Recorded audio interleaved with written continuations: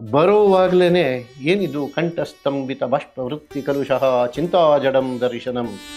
ನಾನು ಸಂಗೀತ ಬಂದಿದ್ದು ಅಲ್ಲಿದ್ದ ಭಜನಾ ಮಂಡಳಿಗಳಿಂದ. ಕೃಷ್ಣ ಸಾರೇ ದದಕ್ಷಕ್ಷು ತ್ವಯಿ ಚಾಧಿಜ್ಯ ಕಾರ್ಮುಕೇ. ಆರಂಭದ ಸಾಹಿತ್ಯಿಕ ಸಾಂಸ್ಕೃತಿಕ ಜರ್ನಿ. ನಮಗೆ ಓದೋದಕ್ಕಿಂತ ಹೆಚ್ಚಾಗಿ ಈ ಕತೆ ಕೇಳಿಸ್ಕೊಂಡು ಬೆಳೆದವ್ರು ನಾವು. ಬೀದಿಯಲ್ಲಿ ಮೊದಲಿಗೆ ಆರಂಭದಲ್ಲಿ ರೇಡಿಯೋ ತಗೊಂಡ್ಬಂದಿದ್ದು ನಮ್ಮ ಮನೆಗೇನೆ. ನಾನು ತುಂಬ ಚಿಕ್ಕವನಾಗಿದ್ದಾಗಲೇ ನಮ್ಮ ಅಜ್ಜಿ ಹೋಗ್ಬಿಟ್ರು. ಅವರು ಕೂಡ ಸೂರ್ಯ ಇನ್ನೇನು ಮುಳುಗ್ತಾ ಇದ್ದ. ಸುಂದರವಾಗಿ ಸುಮ್ಮನೆ ಹಂಗೆ ನಿಂತ್ಕೊಂಡು ನೋಡ್ತಾ ಇದ್ದೆ. ಹಿಂದ್ಗಡೆಯಿಂದ ಬಂದು ಒಬ್ಬರು ಕಲ್ಲಲ್ಲಿ ಪಟ್ಟಂತ ಹೊಡೆದ್ರು. ಹಿಂದ್ಗಡೆ ತಿರುಗಿದ್ರೆ ಮುದ್ಕ, why is the sun red ಅಂದರು. ನನಗೇನು ಗೊತ್ತಾಗುತ್ತೆ, ನಾನು ಇನ್ನೂ 5ನೇ ಕ್ಲಾಸ್ ಹುಡುಗ. ಅಂದೆ ಗೋ ಆಸ್ಕ್ ಯುವರ್ ಫಾದರ್. ಆಸಕ್ತಿ ತೋರಿಸ್ಲಿಲ್ಲ ಅಲ್ಲ, ಬರದೆ ನಾನಾಗೇ ಬರೆದು ನನಗೆ ಇಷ್ಟವಾಯ್ತು ಅಂತ ಏನನ್ನಾದರೂ ಬರೆದು ಯಾರಿಗಾದ್ರೂ ಕೊಟ್ಟರೆ ಅದನ್ನು ಪಬ್ಲಿಷ್ ಮಾಡೋರು ಯಾರೂ ಇರಲಿಲ್ಲ. ಸಾಹಿತ್ಯಕ್ಕಿಂತ ನಾಟಕ ಹೆಚ್ಚು ಸಮೀಪ ಅಂತ ಅನ್ನಿಸ್ತಾ. ಕನ್ನಡದಲ್ಲಿ ಓಡಾಡಿದ್ದೇ ಹೆಚ್ಚು. ಇವಾಗ ಕೀರಮ್ ಇದ್ದರು, ಕೀರಮ್ ನಾಗರಾಜ್ ನಿಮಗೆ ಗೊತ್ತು. ಆ್ಯಕ್ಚುಲ್ ಆಗಿ ಅವ್ರು ಬರೆದಿದ್ದು ಕಡಿಮೆ ಅಂತ ಅಂದ್ಕೊಂಡಿದ್ವಿ. ಮಾತು ಮಾತ್ರ ನಾಟಕ ಅಲ್ಲ ಅಂತ. ಮಾತಿನಷ್ಟೇ ಮೌನವೂ ಮುಖ್ಯ. ನಾನು ಯೋಚಿಸುವ ಮತ್ತು ಆ ಯೋಚಿಸಿದ್ದನ್ನು ನನ್ನ ಕಣ್ಣಿನಲ್ಲಿ ಹೊಳಪಿಸುವಂತಹ ಯೋಗ್ಯತೆ. ದೈವದ ಅಪೇಕ್ಷೆ ಇಲ್ಲದೀರ ನಡೆಯುವ ನಾಟಕ ಮೃಚ್ಛಕಟಿಕ. ರಂಗಭೂಮಿ ಅನ್ನೋದು ಮನರಂಜನೆ ಮಾತ್ರ ಅಲ್ಲ. ರಂಗ ಶಿಕ್ಷಣವಿಲ್ಲದೀರ ನಿರ್ದೇಶಕ ಅಂತನ್ನುವನು ಹೆಚ್ಚಿನ ಕೆಲಸ ಮಾಡ್ಲಾರ. ಕಾರಂತರಿಗೆ ಒಂದು ರಂಗಾಯಣ ಕಟ್ಟೋದಕ್ಕಾಗಿರುತ್ತೆ, ಆದರೆ ಒಂದು ರಂಗಾಯಣ ಬರೀ ಒಬ್ಬ ಕಾರಂತರನ್ನ ಇಟ್ಕೊಂಡು ಕೆಲಸ ಮಾಡೋಕ್ಕಾಗಿರಲ್ಲ. ಜೀವ ಯಾವತ್ತಿಗೂ ಹಳೆಯದೇ ಆಗಿರುತ್ತೆ, ದೇಹ ಯಾವತ್ತಿಗೂ ಹೊಸದಾಗ್ತಾನೆ ಇರಬೇಕಾಗುತ್ತೆ. ಸ್ನೇಹಿತರೆ ನಮಸ್ಕಾರ. ಬುಕ್ ಬ್ರಹ್ಮದ ಮುಖಾಮುಖಿ ಮಾತುಕತೆಗೆ ತಮಗೆಲ್ಲ ಆತ್ಮೀಯವಾದ ಸ್ವಾಗತವನ್ನು ಕೋರ್ತೇನೆ.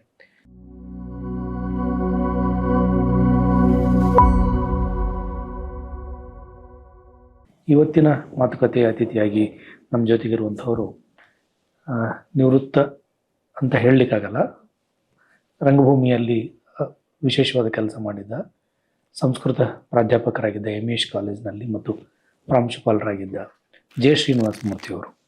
ಅವರಿಗೆ ರಂಗಭೂಮಿ, ಸಂಸ್ಕೃತ ಕಾವ್ಯಮೀಮಾಂಸೆ, ಕನ್ನಡ ಕಾವ್ಯಮೀಮಾಂಸೆ ಮತ್ತು ಅದಕ್ಕೆ ಸಂಬಂಧಪಟ್ಟ ಸಂಗತಿಗಳಲ್ಲಿ ಅವರು ವಿಶೇಷವಾದ ಪರಿಣಿತಿಯನ್ನು ಹೊಂದಿರುವಂಥವ್ರು. ಅವರು politics of Kannada language of Kannada ಅನ್ನುವ ವಿಷಯದಲ್ಲಿ ಸಂಶೋಧನಾ ಪ್ರಬಂಧವನ್ನು ಮಂಡಿಸಿದವರು.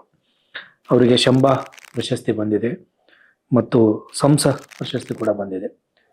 ಆ ಪ್ರಶಸ್ತಿಗಳ ಜೊತೆಗೆ ಅವರು ಮಾಡಿರುವ ವಿಶೇಷವಾದ ರಂಗಭೂಮಿ ಕುರಿತ ಕೆಲಸಗಳು ಮತ್ತು ಅವರ ಒಟ್ಟು ಭಾಷೆ ಮತ್ತು ಸಾಹಿತ್ಯ ಸಂಸ್ಕೃತಿಗೆ ಸಂಬಂಧಪಟ್ಟ ಕೆಲವು ಸಂಗತಿಗಳನ್ನು ಅವ್ರ ಜೊತೆ ಮಾತಾಡಲಿಕ್ಕೆ ನಾನು ಈ ಮಾತುಕತೆಗೆ ಅವರನ್ನು ಸ್ವಾಗತಿಸ್ತೇನೆ. ಸರ್ ನಮಸ್ಕಾರ. ನಮಸ್ಕಾರ ಸರ್. ನಿಮ್ಮ ವೃತ್ತಿಯಾಗಿ ಮೇಷ್ಟ್ರಿದ್ದವರು ವೃತ್ತಿಯಿಂದ ಈ ಹವ್ಯಾಸಗಳು, ಸಂಸ್ಕೃತದ ಕಲಿಕೆಯ ಜೊತೆಗೆ ಸಂಸ್ಕೃತ ಪಾಠ ಮಾಡೋದ್ರ ಜೊತೆಗೆ ರಂಗಭೂಮಿ, ಸಂಶೋಧನೆ, ಕಾವ್ಯಮೀಮಾಂಸೆ ಇವುಗಳ ಜೊತೆಗಿನ ಸಾಹಿತ್ಯದ ಆಸಕ್ತಿ, ಅವುಗಳು ಜೊತೆಗೆ ಬಂದದ್ದು. ವಿದ್ಯಾರ್ಥಿ ಕಾಲದಿಂದ ಕೂಡ ಅವುಗಳ ಬಗ್ಗೆ ಒಂದಿಷ್ಟು ವಿವರಿಸೋದಾದ್ರೆ, ನಿಮ್ಮ ಆರಂಭದ ಸಾಹಿತ್ಯಿಕ ಸಾಂಸ್ಕೃತಿಕ ಜರ್ನಿಯನ್ನು ಹಿಂತಿರುಗಿ ನೋಡೋದಾದ್ರೆ. ಇದು ಈಗ ನೆನಪು ಮಾಡಿಕೊಂಡ್ರೆ ಎಲ್ಲಿಂದ ಶುರು ಮಾಡೋದು? ಒಂದು ಹೈಸ್ಕೂಲ್ನಲ್ಲಿ ಇದ್ದಂಥ ಒಂದು ಪರಿಸರ, ಗಾಂಧಿನಗರ ಹೈಸ್ಕೂಲ್ನಲ್ಲಿ ನಾನು ಓದಿದಾಗ ಅಲ್ಲಿ ಬಹಳ ಒಳ್ಳೊಳ್ಳೆ ಅಧ್ಯಾಪಕರು ಇದೆಲ್ಲ ಕೂಡ ಒಟ್ಟಿಗೆ ಮಾಡ್ತಾ ಇದ್ದವರು. ಅದು ಒಂದು ಕಾರಣ. ಮತ್ತು ಮನೆ ವಾತಾವರಣವೂ ಕೂಡ. ನಮ್ಮ ಅಣ್ಣಂದರು, ನಮ್ಮ ತಂದೆ, ನಮ್ಮ ತಾಯಿ ಎಲ್ಲರಿಗೂ ಕೂಡ ನಾನು ನಾಟಕದಲ್ಲಿ, ಸಂಗೀತದಲ್ಲಿ, ಸಾಹಿತ್ಯದಲ್ಲಿ ಆಸಕ್ತಿ ಇದ್ದವರೇನೆ. ಹೇಳ್ತಾರೆ, ನಾನು ತುಂಬ ಚಿಕ್ಕವನಾಗಿದ್ದಾಗಲೇ ನಮ್ಮ ಅಜ್ಜಿ ಹೋಗ್ಬಿಟ್ರು. ಅವರು ಕೂಡ ಹಾಡುಗಳನ್ನು ಬರೀತಾಯಿದ್ರು, ಸಂಸ್ಕೃತದಲ್ಲಿ ರಚನೆಗಳನ್ನು ಮಾಡ್ತಾಯಿದ್ರು ಅಂತೆಲ್ಲ ಹೇಳ್ತಾರೆ. ಹಾಗಾಗಿ ಮನೆಯ ಪರಿಸರದಲ್ಲೂ ಕೂಡ ಸಂಸ್ಕೃತ, ಸಂಗೀತ, ಸಾಹಿತ್ಯ ಇವುಗಳೆಲ್ಲ ಇದ್ದದ್ದು. ಆದರೆ ಅದು ಪ್ರಮುಖವಾಗಿ ಜೀವನವನ್ನೇ ಅದರ ಕಡೆಗೆ ಹೋಗೋ ಹಾಗೆ ಮಾಡಿದ್ದು ನಾನು ಕಾಲೇಜಿಗೆ MES ಕಾಲೇಜಿನಲ್ಲಿ ಸಂಸ್ಕೃತ ಆನರ್ಸಿಗೆ ಸೇರಿಕೊಂಡೆ. ಆವಾಗಿನಿಂದ ಅಲ್ಲಿದ್ದಂತಹ ಪರಿಸರ ಮತ್ತು ಅಲ್ಲಿ ನನಗೆ ಸಿಕ್ಕಂತಹ ಸಂಪರ್ಕ ಅದು ಇದ್ಯಾವುದು ಕನ್ನಡ ಸಂಸ್ಕೃತ ಅಂತ ನಮ್ಗೆ ಯಾವತ್ತೂ ಬೇರೆ ಬೇರೆ ಅಂತ ಅನ್ನಿಸ್ಲೇ ಇಲ್ಲ. ಮತ್ತು ರಂಗಭೂಮಿ ಅಂತನ್ನುವುದು ಹಳೆಯದು ಹೊಸದು ಒಟ್ಟೊಟ್ಟಿಗೆ ಅಲ್ಲಿ ಸಿಗ್ತಾ ಇತ್ತು. ಅದು ಕಾರಣ ಅಂತ ಅನಿಸುತ್ತೆ. ಅದ್ರ ಜೊತೆಗೆ ನನ್ನ ಜೊತೆಗೆ ಇದ್ದಂಥವರು ಮಾಡ್ತಾ ಇದ್ದ ಅನೇಕ ವಿಕ್ರಮಗಳು, ಜೊತೆಯಲ್ಲಿ ಓದ್ತಾ ಇದ್ದವರು ಹೊಸ ರಂಗಭೂಮಿಯಲ್ಲಿ ಸಂಗೀತದಲ್ಲಿ ಅವರು ತೊಡಗಿಸ್ಕೊಂಡಿದ್ದ ರೀತಿ, ಆಮೇಲೆ ನಾನು ಅಧ್ಯಾಪಕನಾದ ಮೇಲೆ ನಮ್ಮ ವಿದ್ಯಾರ್ಥಿಗಳು ಅವುಗಳಲ್ಲಿ ಹೊಸದಾಗಿ ಇದು ಮಾಡ್ತಿದ್ರು. ಅಂದರೆ ಇವತ್ತಿಗೂ ಕೂಡ ನನ್ನ ಸಂಪರ್ಕದಲ್ಲಿ ಯಾರಿದ್ದಾರೆ ಹಳೆ ವಿದ್ಯಾರ್ಥಿಗಳು ಈ 45 ವರ್ಷದಲ್ಲಿ, 45 ಆಲ್ಮೋಸ್ಟ್ 48 ವರ್ಷಗಳಾಗೋಯ್ತು. ಈ 48 ವರ್ಷಗಳಲ್ಲಿ ಯಾವ ವಿದ್ಯಾರ್ಥಿಗಳ ಸಂಪರ್ಕದಲ್ಲಿದ್ದಾರೆ ಅಂದರೆ ಅವರು ಸುಮ್ಮನೆ ಓದಿ ಮಾರ್ಕ್ಸ್ ತೊಗೊಂಡು ಹೋದವರು ಸಾವಿರಾರು ಜನ ಇದ್ದಾರೆ. ಯಾರು ಸಂಗೀತದಲ್ಲೋ ನಾಟಕದಲ್ಲೋ ಸಾಹಿತ್ಯದಲ್ಲಿಯೋ ಇದ್ದಾರೋ ಅವರು ಇವತ್ತಿಗೂ ಕೂಡ ಸಂಬಂಧ ಇದೆ. ಸೊ ಅವರಿಂದಲೂ ನಾನು ಬೆಳೆದಿದ್ದೀನಿ. ನನ್ನ ಆಸಕ್ತಿಗಳು ಇನ್ನೂ ಹೊಸದಾಗಿ ಆಗ್ತಾ ಹೋಗ್ತಾ ಇದ್ದಾವೆ. ಬಟ್ ನಿಮ್ಮ ಮನೆಯ ಬಗ್ಗೆ ಹೇಳಿದ್ರಲ್ಲ, ನಿಮ್ಮ ತಂದೆ ಏನು ಕೆಲಸ? ತಂದೆ ಉದ್ಯೋಗ ಇದ್ದದ್ದು, ಅವರು ತೀರ್ಕೊಳ್ಳುವಾಗ LIC ಲೈಫ್ ಇನ್ಶೂರೆನ್ಸ್ ಕಾರ್ಪೊರೇಷನ್ ಆಫೀಸ್ನಲ್ಲಿ ಒಂದು ಕ್ಲರ್ಕ್ ಆಗಿದ್ದರು.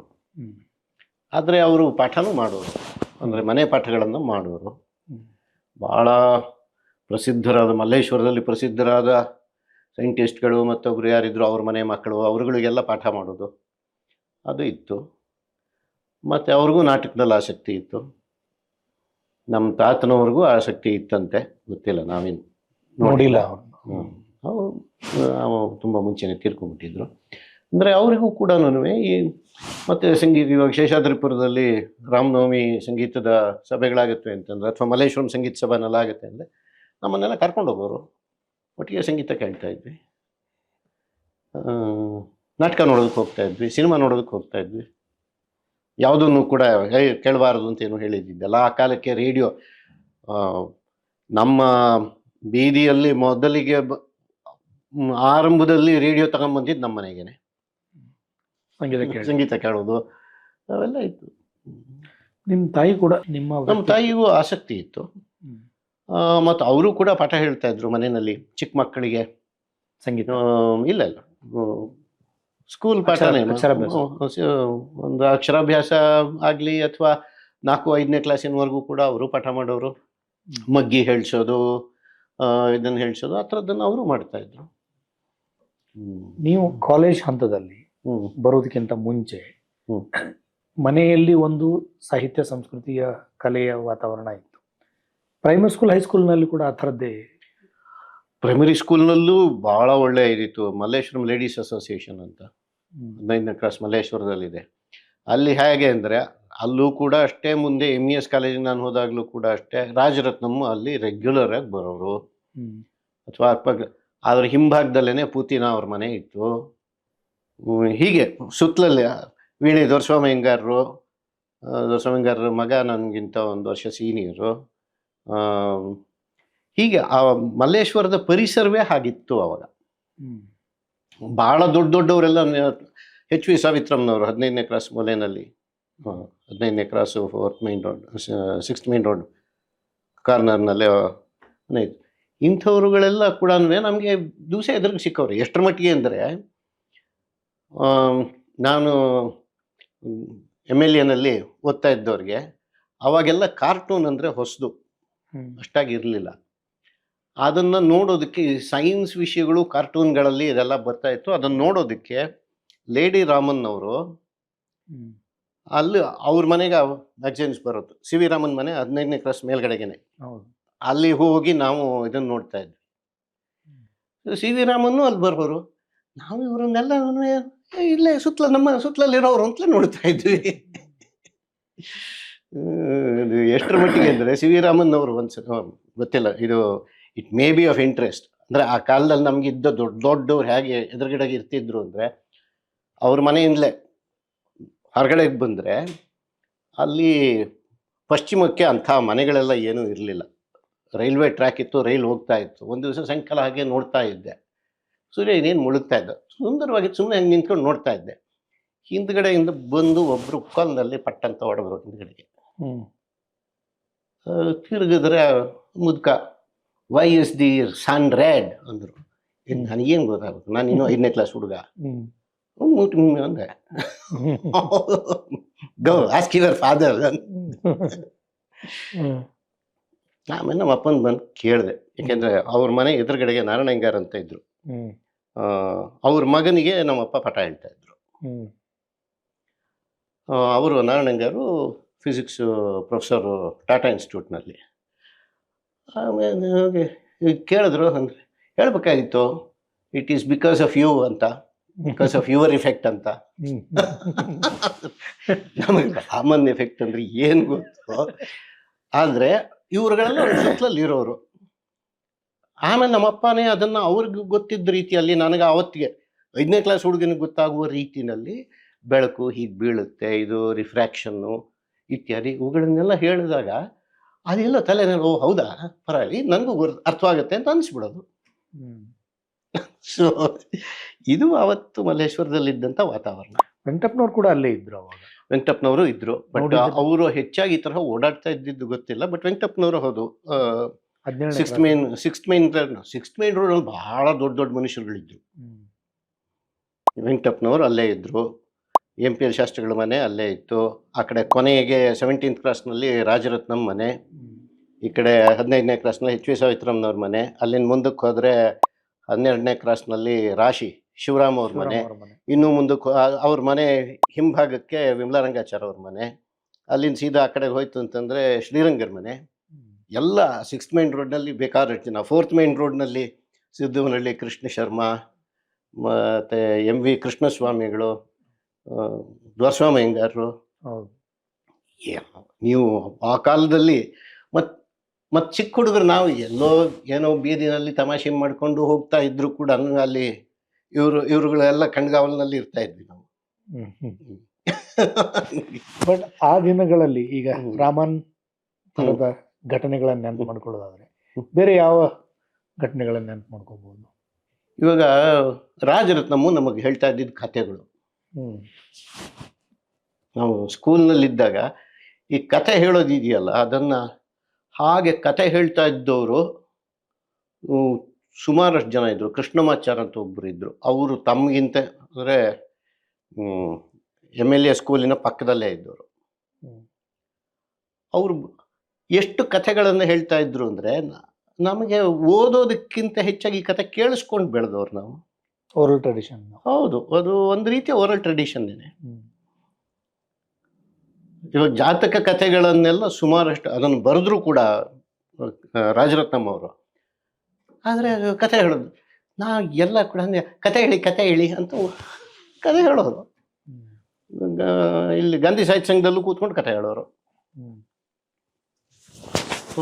ಹರಿಕತೆಗಳಾಗುವು. ನಾನು ಸಂಗೀತ ಬಂದಿದ್ದು ಅಲ್ಲಿದ್ದ ಭಜನಾ ಮಂಡಳಿಗಳಿಂದ. ಎಂಥ ದೊಡ್ಡ ದೊಡ್ಡ ಮನುಷ್ಯರುಗಳೆಲ್ಲ ಅಲ್ಲಿ ಆ ಭಜನೆಗಳಲ್ಲಿ ಅದಕ್ಕೆ ಒತ್ತಾಸೆಯಾಗಿ ಇದ್ದು ಬಿಡೋರು. ದೊಡ್ಡ ಸಂಗೀತಗಾರರು ಇದ್ದರು. ಚಿಂತಲ್ಪಲ್ಲಿ ರಾಮಚಂದ್ರ ರಾಯರು, ಚಿಂತಲ್ಪಲ್ಲಿ ಕೃಷ್ಣಮೂರ್ತಿಗಳು, ವಯಲಿನ್ ನುಡಿಸ್ತಾ ಇದ್ರು ಭೀಮಸೇನಾಚಾರ್ ಅಂತ. ಮಣಿ TS ಮಣಿ ಅಲ್ಲಿದ್ದರು. ಎಲ್ಲ ನಮಗೆ ಸುಮ್ಮನೆ ಅದು ಅಲ್ಲಿ ಏನಾದರೂ ಹೋಯ್ತು ಅಂತಂದ್ರೆ ತಮಾಷೆ ಜೊತೆಗೆ, ಕಥೆಗಳ ಜೊತೆಗೆ, ಹಾಡಿನ ಜೊತೆಗೆ ವಿಷಯಗಳೆಲ್ಲ ಹಾಗೆ ಗೊತ್ತಾಗೋದು. ಓದಲೇಬೇಕು ಅಂತಲೂ ಇರಲಿಲ್ಲ. ಬಟ್ ಈ ಸಂಸ್ಕೃತ ಡಿಗ್ರಿಗೆ ಬರುವಾಗ ಸಂಸ್ಕೃತ ತಗೊಂಡ್ರಿ. ಸಂಸ್ಕೃತ ಆನರ್ಸ್. ಸಂಸ್ಕೃತವೇ ತಗೊಳ್ಲಿಕ್ಕೆ ವಿಶೇಷವಾಗಿ ತಮಾಷೆ ಏನು ಅಂದರೆ ಆ್ಯಕ್ಚುಲಾಗಿ PUCನಲ್ಲಿ ನಾನು ಫೇಲು. ಅಂದರೆ ಅವಾಗ ನಮ್ಮ ತಂದೆ ಹೋಗ್ಬಿಟ್ರು. ನಾನು ಇದರಲ್ಲಿ ಗಾಂಧಿನಗರ ಹೈಸ್ಕೂಲಿಂದ ಸೆಂಟ್ ಜೋಸೆಫ್ಸ್ ಕಾಲೇಜ್ಗೆ ಹೋದೆ, ಇಂಗ್ಲೀಷು ತಿಳ್ಕೊಬೇಕು ಮಾಡಬೇಕು ಅಂತ. ಆದರೆ ಅದು ಏನೋ ಆಯಿತು, ನಮ್ಮ ತಂದೆಯವರು ಹೋಗ್ಬಿಟ್ರು. ಒಂದು ಸ್ವಲ್ಪ ಐ ವಾಸ್ ಬಿಟ್ ಎಸ್ಟ್ರೇಂಜ್ಡ್. ಹಾಗಾದಾಗ PUCನಲ್ಲಿ ಫೇಲ್ ಆಗಿಬಿಟ್ಟೆ. ಇಲ್ಲಿ ಹೋದರೆ PCM ಮ್ಯಾಥಮೆಟಿಕ್ಸು ಅದೆಲ್ಲ ಆಸಕ್ತಿ ಇದ್ದದ್ದೇನೆ. ಆ ವರ್ಷ ಫೇಲ್ ಆದವರು ನಮ್ಮದೇ 1 year PUC ಇದ್ದಿದ್ದು ಕೊನೆಯ ಬ್ಯಾಚು.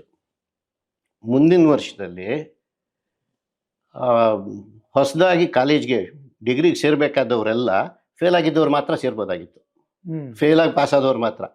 ಯಾಕೆಂದರೆ ಈಗ ಫಸ್ಟ್ ಇಯರ್ PUCಲಿ ಇದ್ದವ್ರು ಸೆಕೆಂಡ್ ಇಯರ್ PUCಗೆ ಬಂದ್ಬಿಡೋರು. ಅದರಿಂದ ಆ್ಯಕ್ಚುಲ್ ಆಗಿ ಅವಾಗ ಯಾವುದೇ ಕೋರ್ಸ್ಗೆ ಸಿಕ್ಕೋದು ಸುಲಭ. ಫೇಲ್ ಆದವ್ರಿಗೆ ಮಾತ್ರ ಇದ್ದಿದ್ದಲ್ಲ ಕೋರ್ಸ್. ಹೌದು. ಅದರಿಂದ ಅವಾಗ ನನಗೆ ಯಾಕೋ ಇದು ಈ ಇಂಜಿನಿಯರಿಂಗು ಇವುಗಳೆಲ್ಲ ಆಗಲ್ಲ ಅನ್ನಿಸ್ತು. ಇಂಗ್ಲೀಷ್ ಕಲಿಬೇಕು, ಇಂಗ್ಲೀಷ್ ಆನರ್ಸ್ಗೆ ಹೋಗಬೇಕು ಅಂತ ಅಂದ್ಕೊಂಡೆ. ಇಲ್ಲಿ BA ಆನರ್ಸ್ ಕೋರ್ಸ್ ಇತ್ತು. ಇಲ್ಲಿ ನಾನು PUC MES ಕಾಲೇಜ್ನಲ್ಲಿ ಮಾಡಲಿಲ್ಲ, ಸೆಂಟ್ ಜೋಸೆಫ್ಸ್ನಲ್ಲಿ ಮಾಡಿದ್ದವನು. ಇಲ್ಲಿ ಹೋಗು, ಇಲ್ಲಿ ಸೇರ್ಕೊ ಅಂತಂದರು. ಅಲ್ಲಿ ಹೋದಾಗ MPL ಶಾಸ್ತ್ರಿಗಳು ಸಂಸ್ಕೃತಕ್ಕೆ ಸೇರ್ಕೊಳ್ತೀವೋ ಆನರ್ಸ್ಗೆ, ನಿನಗೆ ಸ್ಕಾಲರ್ಶಿಪ್ ಕೊಡ್ತೀನಿ ಅಂದರು. ಆ್ಯಕ್ಚುಲ್ ನಿಜ ಹೇಳಬೇಕು ಅಂದರೆ ಆ ಸ್ಕಾಲರ್ಶಿಪ್ ಆಸೆಗೋಸ್ಕರ ಅಲ್ಲಿಗೆ ಸೇರಿಕೊಂಡಿದ್ದು. ಆದರೆ ಸಾಹಿತ್ಯದಲ್ಲಿ ಆಸಕ್ತಿ ಇತ್ತು. ಅಂದರೆ ಏನು 15 ವರ್ಷ ನನಗೆ ಅವಾಗ. ಆ ಆಸಕ್ತಿಯನ್ನು ಇವಾಗಿದ್ದ ರೀತಿಯಲ್ಲಿ ನನಗೆ ಡಿಫೈನ್ ಮಾಡೋದಕ್ಕಾಗಲ್ಲ. ಮತ್ತು ಸಂಸ್ಕೃತದಲ್ಲಿ ಈ ಹಿಂದೆ ಬಾಯ್ಪಾಠ ಮಾಡಿದ್ದವು ಅದೇ ಅನೇಕ ಪದ್ಯಗಳಿದ್ವು, ಅವುಗಳನ್ನ ಹೇಳ್ತಾ ಇದ್ವಿ. ಅದೇ ಸಂಸ್ಕೃತ ಅಂತ ಅಂದ್ಕೊಂಡ್ಬಿಟ್ಟಿದ್ವಿ. ಹಾಗಲ್ಲ ಅಂತ ಗೊತ್ತಾಯಿತು. ಮತ್ತು ಸಂಸ್ಕೃತ ಆನರ್ಸಿಗೆ ಸೇರ್ಕೊಂಡ ಮೇಲೆ ಒಂದು ಸ್ವಲ್ಪ ಈ ಸೈನ್ಸ್ನವ್ರಿಗಿರೋದಕ್ಕಿಂತ ಭಾರ ಕಡಿಮೆ. ಹಾಗಾಗಿ ನಾಟಕದ ಆಸಕ್ತಿ. ರಾಜಗೋಪಾಲ್ ಇದ್ದರು, ತಕ್ಷಣವೇ ನಾಟಕದ ರಂಗಕ್ಕೆ ಸೇರ್ಕೊಂಡ್ವಿ. ಮತ್ತು ಅವತ್ತು ಇಡೀ ಬೆಂಗಳೂರು ಆಗಿತ್ತು. 72ನೇ ಇಸ್ವಿನಲ್ಲಿ ನಾಟಕಗಳನ್ನು ಆಡೋದು ಅಂದ್ರೆ ಒಂದು ದೊಡ್ಡ ವಿಷಯ ಆಗಿತ್ತು. ಈಗ ಬರವಣಿಗೆ ಬಗ್ಗೆ ಹೆಚ್ಚು ಆಸಕ್ತಿ ತೋರಿಸ್ಲಿಲ್ಲ ಅಲ್ಲ, ಬರದೆ. ಬಟ್ ಇದನ್ನು ಹೆಂಗೆ ಹೇಳಬೇಕು ಅನ್ನೋದು ಗೊತ್ತಿಲ್ಲ ನನಗೆ. ಒಂದು ನಾನಾಗೇ ಬರೆದು ನನಗಿಷ್ಟವಾಯ್ತು ಅಂತ ಏನನ್ನಾದರೂ ಬರೆದು ಯಾರಿಗಾದ್ರೂ ಕೊಟ್ಟರೆ ಅದನ್ನು ಪಬ್ಲಿಷ್ ಮಾಡೋರು ಯಾರೂ ಇರಲಿಲ್ಲ. ಸೊ ಯಾವಾಗಲೂ ಯಾರಾದರೂ ಏನಾದರೂ ಕೇಳಿದ್ರೆ ಅದನ್ನು ಬರೆದ್ರೆ ಮಾತ್ರ ಪಬ್ಲಿಷ್ ಆಗೋದು ಅಂತ ಇತ್ತು. ಸೊ ಹಾಗೆ ಬರೆದಿರೋದು ಇದೆ ಹಿಂದೆ. ನಾನು ಪದ್ಯನೂ ಬರೆದೆ, ಏನೂ ಬರೆದೆ. ಆದರೆ ಯಾವುದೋ ಕಾಲದಲ್ಲಿ ಎಲ್ಲೆಲ್ಲೋ ಸಣ್ಣ ಪುಟ್ಟದಾಗ ಬಂತು, ಅದೇನು ಗೊತ್ತಿಲ್ಲ. ಪುಸ್ತಕ ಅಂತ ಹಿಡಿದು ಕೂತು ಬರೆಯೋದು ಬರೀಬಾರ್ದು ಅಂತಲೂ ಏನಿರಲಿಲ್ಲ. ಆದರೆ ಅದೇ ಬೇರೆಯವರು ಹೇಳಿದಾಗ ಬರೆದಿರೋವಂಥದ್ದು ಅಷ್ಟೇ. ಸೊ ಅಂದರೆ ಅಭಿವ್ಯಕ್ತಿಗೆ ಸಾಹಿತ್ಯಕ್ಕಿಂತ ನಾಟಕ ಹೆಚ್ಚು ಸಮೀಪ ಅಂತ ಅನ್ನಿಸ್ತಾ? ಒಂದು ರೀತಿ ಹೌದು. ಮತ್ತು ಇನ್ನೊಂದೇನು, ನನಗೆ ಅಭಿವ್ಯಕ್ತಿ ಅಂತಂದರೆ ನಾನು ಮಾತನಾಡೋದೇ ನನ್ನ ಅಭಿವ್ಯಕ್ತಿಯ ಕ್ರಮ ಆಗ್ಬಿಟ್ಟಿದೆ ಅಂತ. ಮಾಡಿದ ಎಲ್ಲ ಭಾಷಣಗಳನ್ನು ನಾನು ಏನು ತೊಗೊಂಡು ಮಾಡ್ತಾ ಇರಲಿಲ್ಲ. ಒಂದು ನಮ್ಮ ಗುರುಗಳಾಗಿದ್ದ MPL ಶಾಸ್ತ್ರಿಗಳು ಹಾಗೇನೆ, ಅವರು ಬಹಳ ದೊಡ್ಡ ವಾಗ್ಮಿಗಳು. ಮೊದಲಲ್ಲಿ ಅಂದರೆ ನನ್ನ ವಿದ್ಯಾರ್ಥಿ ದೇಶದಲ್ಲಿ ಅವ್ರನ್ನೆಲ್ಲ ಇಮಿಟೇಟ್ ಮಾಡೇ ನಾನು ಕಲ್ತ್ಕೊಂಡಿದ್ದೆ. ಆದರೆ ಅದು ನನಗೆ ಅದೇ ಪ್ರಬಲವಾದ ಮೀಡಿಯಮ್ ಅಂತ ಆಗಿಬಿಟ್ಟಿತ್ತು. ಎಷ್ಟೋ ಸರ್ತಿ ನಾನು ಮಾತನಾಡಿದ್ದನ್ನು ಬರೆಯೋದಕ್ಕೆ ಹೊರಟಾಗ ಅದು ಇನ್ನೇನೇನೋ ಆಗಿಬಿಡುತ್ತೆ. ಆದರೂ ಕೂಡ ಲೇಖನಗಳನ್ನು ಬರೆದಿದ್ದೆ 40-45 ವರ್ಷ. ಇದನ್ನೇ ಇನ್ನೊಂದು ಥರ ಕೇಳೋದಾದರೆ, ಈ ಸಂಸ್ಕೃತ ಅನ್ನೋದು ಓರಲ್ ಟ್ರೆಡಿಷನ್ನಿನ ಭಾಷೆ. ಅದು ಭಾಷೆ ಅಂದ್ರೇನೆ ಓರಲ್ ಟ್ರೆಡಿಷನ್. ಹೌದು. ಬರಹಕ್ಕಿಂತ ಮಾತಿನಲ್ಲಿ ಹೆಚ್ಚು ನಂಬಿಕೆ ಇಟ್ಟಿರುವ ಭಾಷೆ ಅದು. ಅದು ಪೂರ್ಣ ಕಾರಣ ಇರ್ಬೋದಾ? ಈಗ ಹಾಗೇನಲ್ಲ. ಇವಾಗ ಕನ್ನಡದ ವಿಷಯ ನಾನು ನೋಡಿ, ಕನ್ನಡದಲ್ಲಿ ಓಡಾಡಿದ್ದೇ ಹೆಚ್ಚು. ಇವಾಗ ಕೀರಮ್ ಇದ್ರು, ಕೀರಮ್ ನಾಗರಾಜ್ ನಿಮಗೆ ಗೊತ್ತು. ಆ್ಯಕ್ಚುಲ್ ಆಗಿ ಅವ್ರು ಬರೆದಿದ್ದು ಕಡಿಮೆ ಅಂತ ಅಂದ್ಕೊಂಡಿದ್ವಿ. ಅವ್ರು ತೀರ್ಕೊಂಡ ಮೇಲೆ ನೋಡಿದ್ರೆ ಅವ್ರು ಬರೆದಿರೋದು ಸಾಕಷ್ಟು ಇದ್ವು. ಆದರೆ ಅವರು ಒಂದು ಪುಸ್ತಕ ಮಾಡಬೇಕು ಅಂತ ಹೋಗಲೇ ಇಲ್ಲ. ಇಂಥವ್ರ ಇನ್ಫ್ಲೂಯೆನ್ಸ್ ನಮ್ಮ ಮೇಲೆ ಹೆಂಗಾಗಿತ್ತು ಅಂತಂದರೆ, ನಾನು ಇವತ್ತು ಏನು ಮಾತನಾಡ್ತಾ ಇದ್ದೀನಿ ಅದನ್ನೇ ನಾಳೆ ದಿವಸ ಮತ್ತೆ ಹೇಳಬೇಕು ಅಂತ ಅಲ್ಲ, ಅಥವಾ ಹೇಳಬಾರದು. ಅದನ್ನು ಯಾವತ್ತೋ ಒಂದು ದಿವಸ ಒಂದನ್ನು ಬರೆದು ಒಂದು ಥೀಸಿಸ್ ಮಾಡಿದೆ ಅಂತ ಹೇಳಿ ಮುಗಿಸ್ಬಿಡೋದು ಅಲ್ಲ ಅನ್ನೋ ಒಂದು ಧೋರಣೆ ಕೂಡ ಕಾರಣ ಆಗಿದ್ದಿರ್ಬೋದು. ಅಂದರೆ ಭಾಷೆ, ಸಾಹಿತ್ಯ, ಸಂಸ್ಕೃತಿ ಬಹು ಕಾಲ ದೇಶದ ಚೌಕಟ್ಟಿನೊಳಗೆ ಬಂದಿಯಾಗಬಾರ್ದು ಅಂತ ಅನ್ನೋದು ಕಾರಣ ಅಲ್ಲ. ಕಾಲ ದೇಶ ಅನ್ನುವ ಚೌಕಟ್ಟುಗಳು ಇರಲೇಬೇಕು, ಇಲ್ಲದೆ ಹೋದರೆ ಇದು ಯಾವುದೂ ಘಟಿಸೋದಿಲ್ಲ. ಆದರೆ ಯಾವುದೋ ನಾನು ಬರೆದಿದ್ದು 100 ಕಾಲ ಇರುತ್ತೆ ಅಂತಲೂ ಏನಲ್ಲ. ಆಮೇಲೆ ಇನ್ನೊಂದೇನು ಅಂದರೆ, ನಮ್ಮ ಕಾಲಕ್ಕೆ ನಾವು ಒಂದು ಸ್ಥಿತ್ಯಂತರದ ಕಾಲದಲ್ಲಿದ್ದವರು. ಇವಾಗ ನಮ್ಮ ಕೆಲವು ಗುರುಗಳಿದ್ದರು. ಅಂದರೆ ಇವಾಗ ಶ್ರೀರಂಗರು ಇರ್ಬೋದು, SK ರಾಮಚಂದ್ರ ರಾಯರ್ ಇರ್ಬೋದು, ಸೊ ರಾ ಸತ್ಯನಾರಾಯಣ ಅಂತ ಮೈಸೂರಿನಲ್ಲಿ, ಇವರುಗಳೆಲ್ಲ ಕೂಡ ಹೇಗೆ ಅಂದರೆ ಇವರು ಮಾತಾಡೋದನ್ನು ವಿಪುಲವಾಗಿ ಮಾತನಾಡೋರು, ವಿಪುಲವಾಗಿ ಬರೆಯೋರು. ಅವ್ರು ಹೇಳ್ತಾ ಇದ್ರು, ಇಲ್ಲ ಇದು ಎರಡನ್ನೂ ಮಾಡೋದು ನನಗೆ ಕಷ್ಟ ಅಂತಂದರೆ ಅದು ಹೇಗೋ ಇದನ್ನು ಹಾಗೆ ಮಾಡ್ಬೋದು ಅಂತ. ಆದರೆ ನನಗೆ ಹಂಗಾಗಿಲ್ಲ. ನಾನು ಬರವಣಿಗೆ ಕೂತಾಗ ನಾನು ಮಾತನಾಡುವಾಗ ಇರುವಂತಹ ಫ್ಲೋ ಬರೆಯುವಾಗ ಕಷ್ಟ ಆಗ್ಬಿಡುತ್ತೆ ನನಗೆ. ಅದು ನನಗೆ ಅನುಮಾನಗಳು ಶುರುವಾಗೋದ್ರಿಂದ ಅಥವಾ ನಾನೇ ಆಲೋಚನೆ ಮಾಡ್ತಾ ಇರೋ ರೀತಿ ಬದಲಾಯಿಸ್ಕೊಂಡಿರೋದು, ಹಿಂಗೆ ಏನೇನೋ ಕಾರಣಗಳು ಇರ್ತವೆ ಅನ್ಸುತ್ತೆ. ರಂಗಭೂಮಿನಲ್ಲಿ ತೊಡಗಿಸ್ಕೊಳ್ಲಿಕ್ಕೆ ಶುರು ಮಾಡಿದ್ರಲ್ಲ, ಹ್ಞೂ ಏನೇನು ಮಾಡ್ಲಿಕ್ಕೆ ಸಾಧ್ಯ ಆಯ್ತು ರಂಗಭೂಮಿನಲ್ಲಿ ನಿಮಗೆ? ಇವಾಗ ಎಲ್ರಿಗೂ ಇದ್ದಾಗ ನನಗೂ ನಟನಾಗಬೇಕು ಅಂತಿದ್ದಿದ್ದು. ಆದರೆ ನಟನ ಆಗೋದಕ್ಕಿಂತ ಸ್ಟೇಜ್ ಮೇಲೆ ಬರಬೇಕು ಅಂತಿತ್ತು. ಆ ಕೆಲಸನೂ ಮಾಡಿದ್ದೀನಿ, ಮಾಡೇ ಇಲ್ಲ ಅಂತಲ್ಲ. ಆದರೆ ರಾಜಗೋಪಾಲ್ ನನ್ನನ್ನು ಹೆಚ್ಚೆಚ್ಚಾಗಿ ತೊಡಗಿಸ್ತಾ ಇದ್ದಿದ್ದು ಟು ಲರ್ನ್ ದಿ ಪ್ರೋಸೆಸ್. ಅದನ್ನು ನಾಟಕ ಕಟ್ಟುವ ವಿಧಾನದಲ್ಲಿ ಬೇರೆ ಬೇರೆದನ್ನೆಲ್ಲ ಮಾಡು. ನಾನೇನು ಅಂಥ ದೊಡ್ಡ ಬ್ಯಾಕ್ ಸ್ಟೇಜ್ ವರ್ಕರ್ ಅಲ್ಲ, ಆದರೆ ಮೊದಲಲ್ಲಿ MES ಕಾಲೇಜ್ನಲ್ಲಿ ನಾನು ಕೆಲಸ ಮಾಡಿದ್ದೆ ಹೆಚ್ಚು ಕಡಿಮೆ ಬ್ಯಾಕ್ ಸ್ಟೇಜ್ನಲ್ಲೇ, ಮತ್ತು ಬೇರೆಯವರಿಗೆ ಸಹಾಯಕವಾಗಿರುವ ರೀತಿಯಲ್ಲೇ ಕೆಲಸ ಮಾಡಿದ್ದು. ಆದರೆ ಅದು ನಾನು ಸ್ವಂತವಾಗಿ ಹುಡುಗರ ಜೊತೆಲಿ ನಾಟಕ ಮಾಡಿಸೋದಕ್ಕೂ ಆಯಿತು. ಆ ಅವಕಾಶ ಅಲ್ಲಿ ಕಾಲೇಜ್ನಲ್ಲಿ ಅದೊಂದು ವಿಶೇಷವಾದ ಒಂದು ಅವಕಾಶ ಇರುತ್ತೆ, ಅದು ಸಾಧ್ಯ ಆಗಿತ್ತು. ಎರಡನೇದ್ದು ಈ ಸ್ಕ್ರಿಪ್ಟ್ಗಳನ್ನು ತಯಾರು ಮಾಡೋದು, ಅಂದರೆ ರಂಗ ಪಠ್ಯವೊಂದನ್ನು ತಯಾರು ಮಾಡೋದ್ರ ಬಗ್ಗೆ ವಿಶೇಷವಾಗಿ ನಾಯ್ರಿ ಅದಕ್ಕೆ ಕಾರಣ.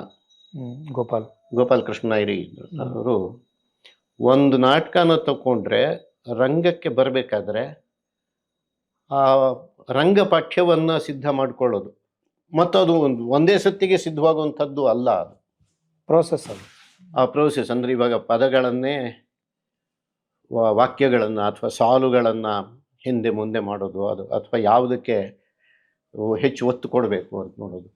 ಇವಾಗ ಒಂದು ಕಾಳಿದಾಸನಂಥದ್ದೊಂದು ನಾಟಕ, ಕಾಳಿದಾಸನ ಶಾಕುಂತಲದಂಥ ನಾಟಕ ಇದೆ ಅಂದರೆ ನಾವು ಒಂದು 40 ಗಂಟೆ ಅದನ್ನು ಪಾಠ ಮಾಡ್ತೀವಿ ಕ್ಲಾಸ್ ರೂಮ್ನಲ್ಲಿ. ಆದರೆ ನೀವು ನಾಟಕದಲ್ಲಿ ತೋರಿಸ್ಬೇಕಾದ್ರೆ 3 ಗಂಟೆ ಹೊತ್ತಿನಲ್ಲಿ ಅದನ್ನೆಲ್ಲ ತೋರಿಸ್ಬೇಕು.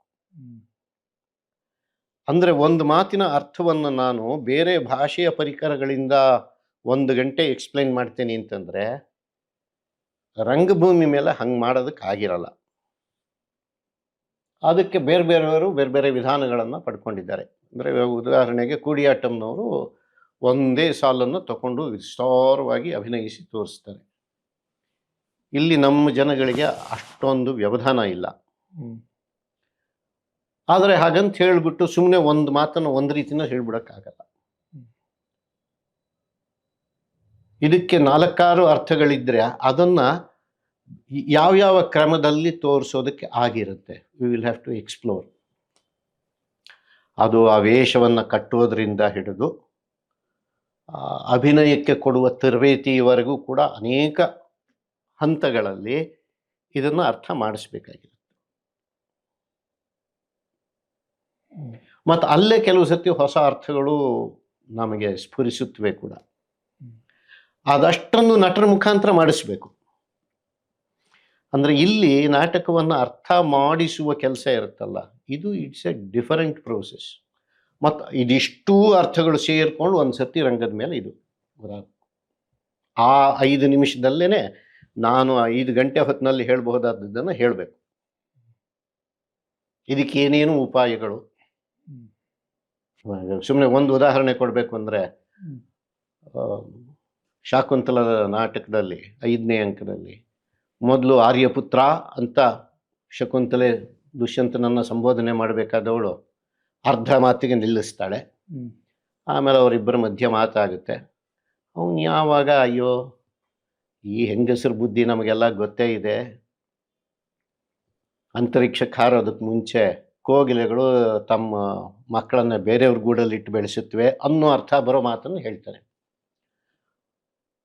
ಆ ತಕ್ಷಣ ಇವಳಿಗೆ ಕೋಪ ಬಂದು ಅನಾರ್ಯ, ಆರ್ಯಪುತ್ರ ಅಂತ ಮುಂಚೆ ಹೇಳೋಕೆ ಹೋಗ್ಬೇಕಾದವಳು ಅರ್ಧಕ್ಕೆ ನಿಲ್ಲಿಸಿದವಳು ಆರ್ಯ ಅಂತ ಆಯ್ತು. ಇಲ್ಲಿ ಹೇಳುವಾಗ ಅನಾರ್ಯ. ಯಾಕೆ ಅನಾರ್ಯ ಅಂದ್ಲು? ಅವಳಿಗೆ ಹರ್ಟ್ ಆಗಿದ್ದು ಎಲ್ಲಿ? ಇದನ್ನ ಅನೇಕರು ಬರೆದಿದ್ದಾರೆ. ಕುರ್ತಕೋಟಿ ಅಂತವರೆಲ್ಲ ಅದನ್ನು ಭಾಷಣ ಮಾಡಿದ್ರು. ಆದ್ರೆ ಅದನ್ನು ತರಬೇಕು, ರಂಗದ ಮೇಲೆ ತರಬೇಕಾದ್ರೆ ಏನು ಮಾಡಬೇಕು, ಅದು ಗೊತ್ತಾಗ್ಬೇಕಲ್ಲ. ಹೌದು, ಚಾಲೆಂಜ್ ಅದು. ಯಾಕೆಂದ್ರೆ ಮುಂಚೆ ಹೇಳಿದ್ರಲ್ಲಿ ಆ ಕೋಗಿಲೆಯ ವಿಷಯ ಹೇಳೋದನ್ನ ಶಕುಂತಲೆಗೂ ಅನ್ವಯಿಸೋ ರೀತಿನಲ್ಲಿ ಹೇಳ್ಬಿಟ್ಟಿರ್ತಾರೆ. ಹೌದು. ಪ್ರಾಗಂತರಿಕ್ಷ ಗಮನಾತ್ ಸ್ವಮಪತ್ಯ ಜಾತಂ ಅನ್ಯೇದ್ವಿಜೈ ಪರಭೃತ ಕಲು ಪೋಷಯಂತಿ. ಆ ಪರಭೃತ ಅಂದ್ರೆ ಇವರಮ್ಮನ ಕಥೆನೇ ಆಗ್ಬಿಟ್ಟಿರುತ್ತೆ ಅದು. ಹೌದು. ಮತ್ತೆ ಆ ಕಥೆಯನ್ನ ಮೊದಲನೇ ಅಂಕದಲ್ಲಿ ದುಷ್ಯಂತನಿಗೆ ಈ ಶಕುಂತಲೆಯ ಸಖಿಯರಿಬ್ರು ಕೂಡ ನ್ಯಾರೇಟ್ ಮಾಡಿರ್ತಾರೆ. ನಮಗೆ ಈ ನಾಟಕ ಮಾಡೋದಕ್ಕೆ ಹೊರಟಾಗ ಈ ಹಿಂದಿನ ವಿಷಯ ಗೊತ್ತಿರೋದಷ್ಟೇ ಅಲ್ಲ, ಶಕುಂತಲೆ ಎದುರುಗಡೆನೆ ಅವ್ರ ಅಮ್ಮನ ಕಥೆನ ಹೇಳ್ತಾ ಇದ್ರೆ ಶಕುಂತಲೆಗೆ ಹೆಂಗ್ ಅನ್ಸಿರ್ಬೇಕು, ಅವಳ ರಿಯಾಕ್ಷನ್ ಏನು ಅಂತ ಅಲ್ಲಿ ಮಾತಿನಲ್ಲಿ ಬಂದಿಲ್ಲ. ಆದರೆ ನಟರಾದವರು ಅದನ್ನು ಮಾಡಬೇಕು, ಅದನ್ನು ತೋರಿಸ್ಬೇಕು. ಅಲ್ಲಿ ಅವಳಿಗೆ ಬಹಳ ಮುಜುಗರ ಆಗಿದ್ದಿರ್ಬೇಕು, ಆಗಿರುತ್ತಲ್ವ, ನಮಗೂ ಆಗಿರಲೇಬೇಕು. ನಾಚಿಕೊಳ್ತಾರೆ ಅವರು. ಅವರಮ್ಮ ಬಂದು ವಿಶ್ವಾಮಿತ್ರನನ್ನ ತಪೋಭಂಗ ಮಾಡಿ ಅದರಿಂದ ಇವಳನ್ನ ಕನ್ಸ್ಯೂವ್ ಮಾಡಿ ಇವಳು ಹುಟ್ಟಿದ ಮೇಲೆ ಬಿಟ್ಟು ಹೋಗಿ ಆಮೇಲಿಂದ ಕಾಶ್ಯಪರು ಕಣ್ವರು ನೋಡ್ಕೊಂಡ್ರು ಅಂತ ಅನ್ನೋದು. ಈ ಕಥೆಯನ್ನು ಹೇಳ್ಬೇಕಾದ್ರೆ ಅವಳಿಗೆ ಹೆಂಗೆ ಅನ್ಸಿರ್ಬೇಕು. ಆ ಕಥೆ ಇವನಿಗೆ ಹೇಳಿರೋದು, ಇವನೇ ಇವಾಗ ಈ ರೀತಿ ಮಾತಾಡ್ತಾ ಇದ್ದಾನೆ. ಇದಕ್ಕೆ ಅವಳು ಅನಾರ್ಯ ಅಂತಂದಾಗ ಇಡೀ ಹೆಂಗಸರ ಬಗ್ಗೆನೇ ಅವನು ಮಾತನಾಡಿದ್ದನ್ನ, ಅದನ್ನು ಮತ್ತು ಈ ರೀತಿ ಮಾತನಾಡಿದ್ದನ್ನು ಇವೆಲ್ಲವನ್ನು ಸೇರಿಸಿ ಅವಳ ಒಂದು ಪ್ರತಿಕ್ರಿಯೆ ಇದೆಯಲ್ಲ, ಅದು ಕೂಡಿಯಾಟ್ಟಂನಲ್ಲಿ ಮಾಡಿದ್ರು. ಕಪಿಲ ಅಂತ ವೇಣುಜಿ ಅಂತ ಅವಳ ಮಗಳು ವೇಣುನೇ ಮಾಡಿಸಿದ್ರು. ಅದರಲ್ಲಿ ಆ ರಿಯಾಕ್ಷನ್ನಿಗೆ ಅವಳು ಇಷ್ಟನ್ನೆಲ್ಲ ಹಿಡಿದಿಟ್ಕೊಂಡು ಒಂದು ಸರ್ತಿ ಸ್ಫೋಟಿಸುವಂತಹ ಮಾತು ಅನಾರ್ಯ. ಆವಾಗ ನಾವಿನ್ನೂ ನೋಡಿರಲಿಲ್ಲ ಇದನ್ನ. ಆದರೂ ಕೂಡ ಇದಕ್ಕಿಷ್ಟು ಅರ್ಥ ಬರಬೇಕು. ಅವರು ಸುಮ್ಮನೆ ಅವನು ಹೇಳಿದ ತಕ್ಷಣ ಅನಾರ್ಯ ಅಂತಂದ್ರೆ ಆಗಿರಲ್ಲ. ಅದಕ್ಕೆ ಆ ಧ್ವನಿ ಹಿಂಗಿರ್ಬೇಕು. ಇದನ್ನು ವರ್ಕೌಟ್ ಮಾಡಬೇಕಾದ್ರೆ ಇಡೀ ನಾಟಕವನ್ನು ಪುನಃ ನಾವು ಗಮನಿಸ್ಬೇಕಾಗಿರುತ್ತೆ. ಇಂಥದ್ದನ್ನೆಲ್ಲ ಕೆಲಸ ನಮ್ಮ ಕೈನಲ್ಲಿ ಮಾಡಿಸ್ತಾ ಇದ್ರು. ನಾಟಕ ಆಗತ್ತೆ ಅಂತಂದ್ರೆ ಅದ್ರಲ್ಲಿ ನಾನು ಪಾತ್ರನೂ ಮಾಡಿದ್ದೆ, ಕಣ್ವನ ಪಾತ್ರ ಮಾಡಿದ್ದೆ. ಆ ಕಣ್ವನ ಪಾತ್ರ ಮಾಡ್ಬೇಕಾದ್ರೆ ಅದಕ್ಕೂ ಕೂಡ ಅಷ್ಟೇನೆ. ಕಣ್ವ ಬರೋದು ಆ 4ನೇ ಅಂಕದಲ್ಲಿ ಮಾತ್ರ ಬಂದು ಹೋಗ್ತಾನೆ.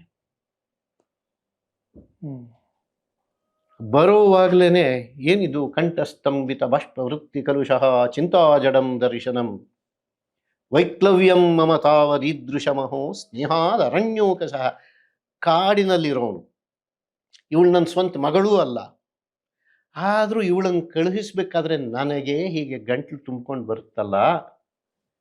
ಇನ್ನ ಪೀಡ್ಯಂತೆ ಗೃಹಿಣ ಕಥಂ ತನಯಾ ವಿಶ್ಲೇಷ ದುಃಖ ಇರ್ನವೈ.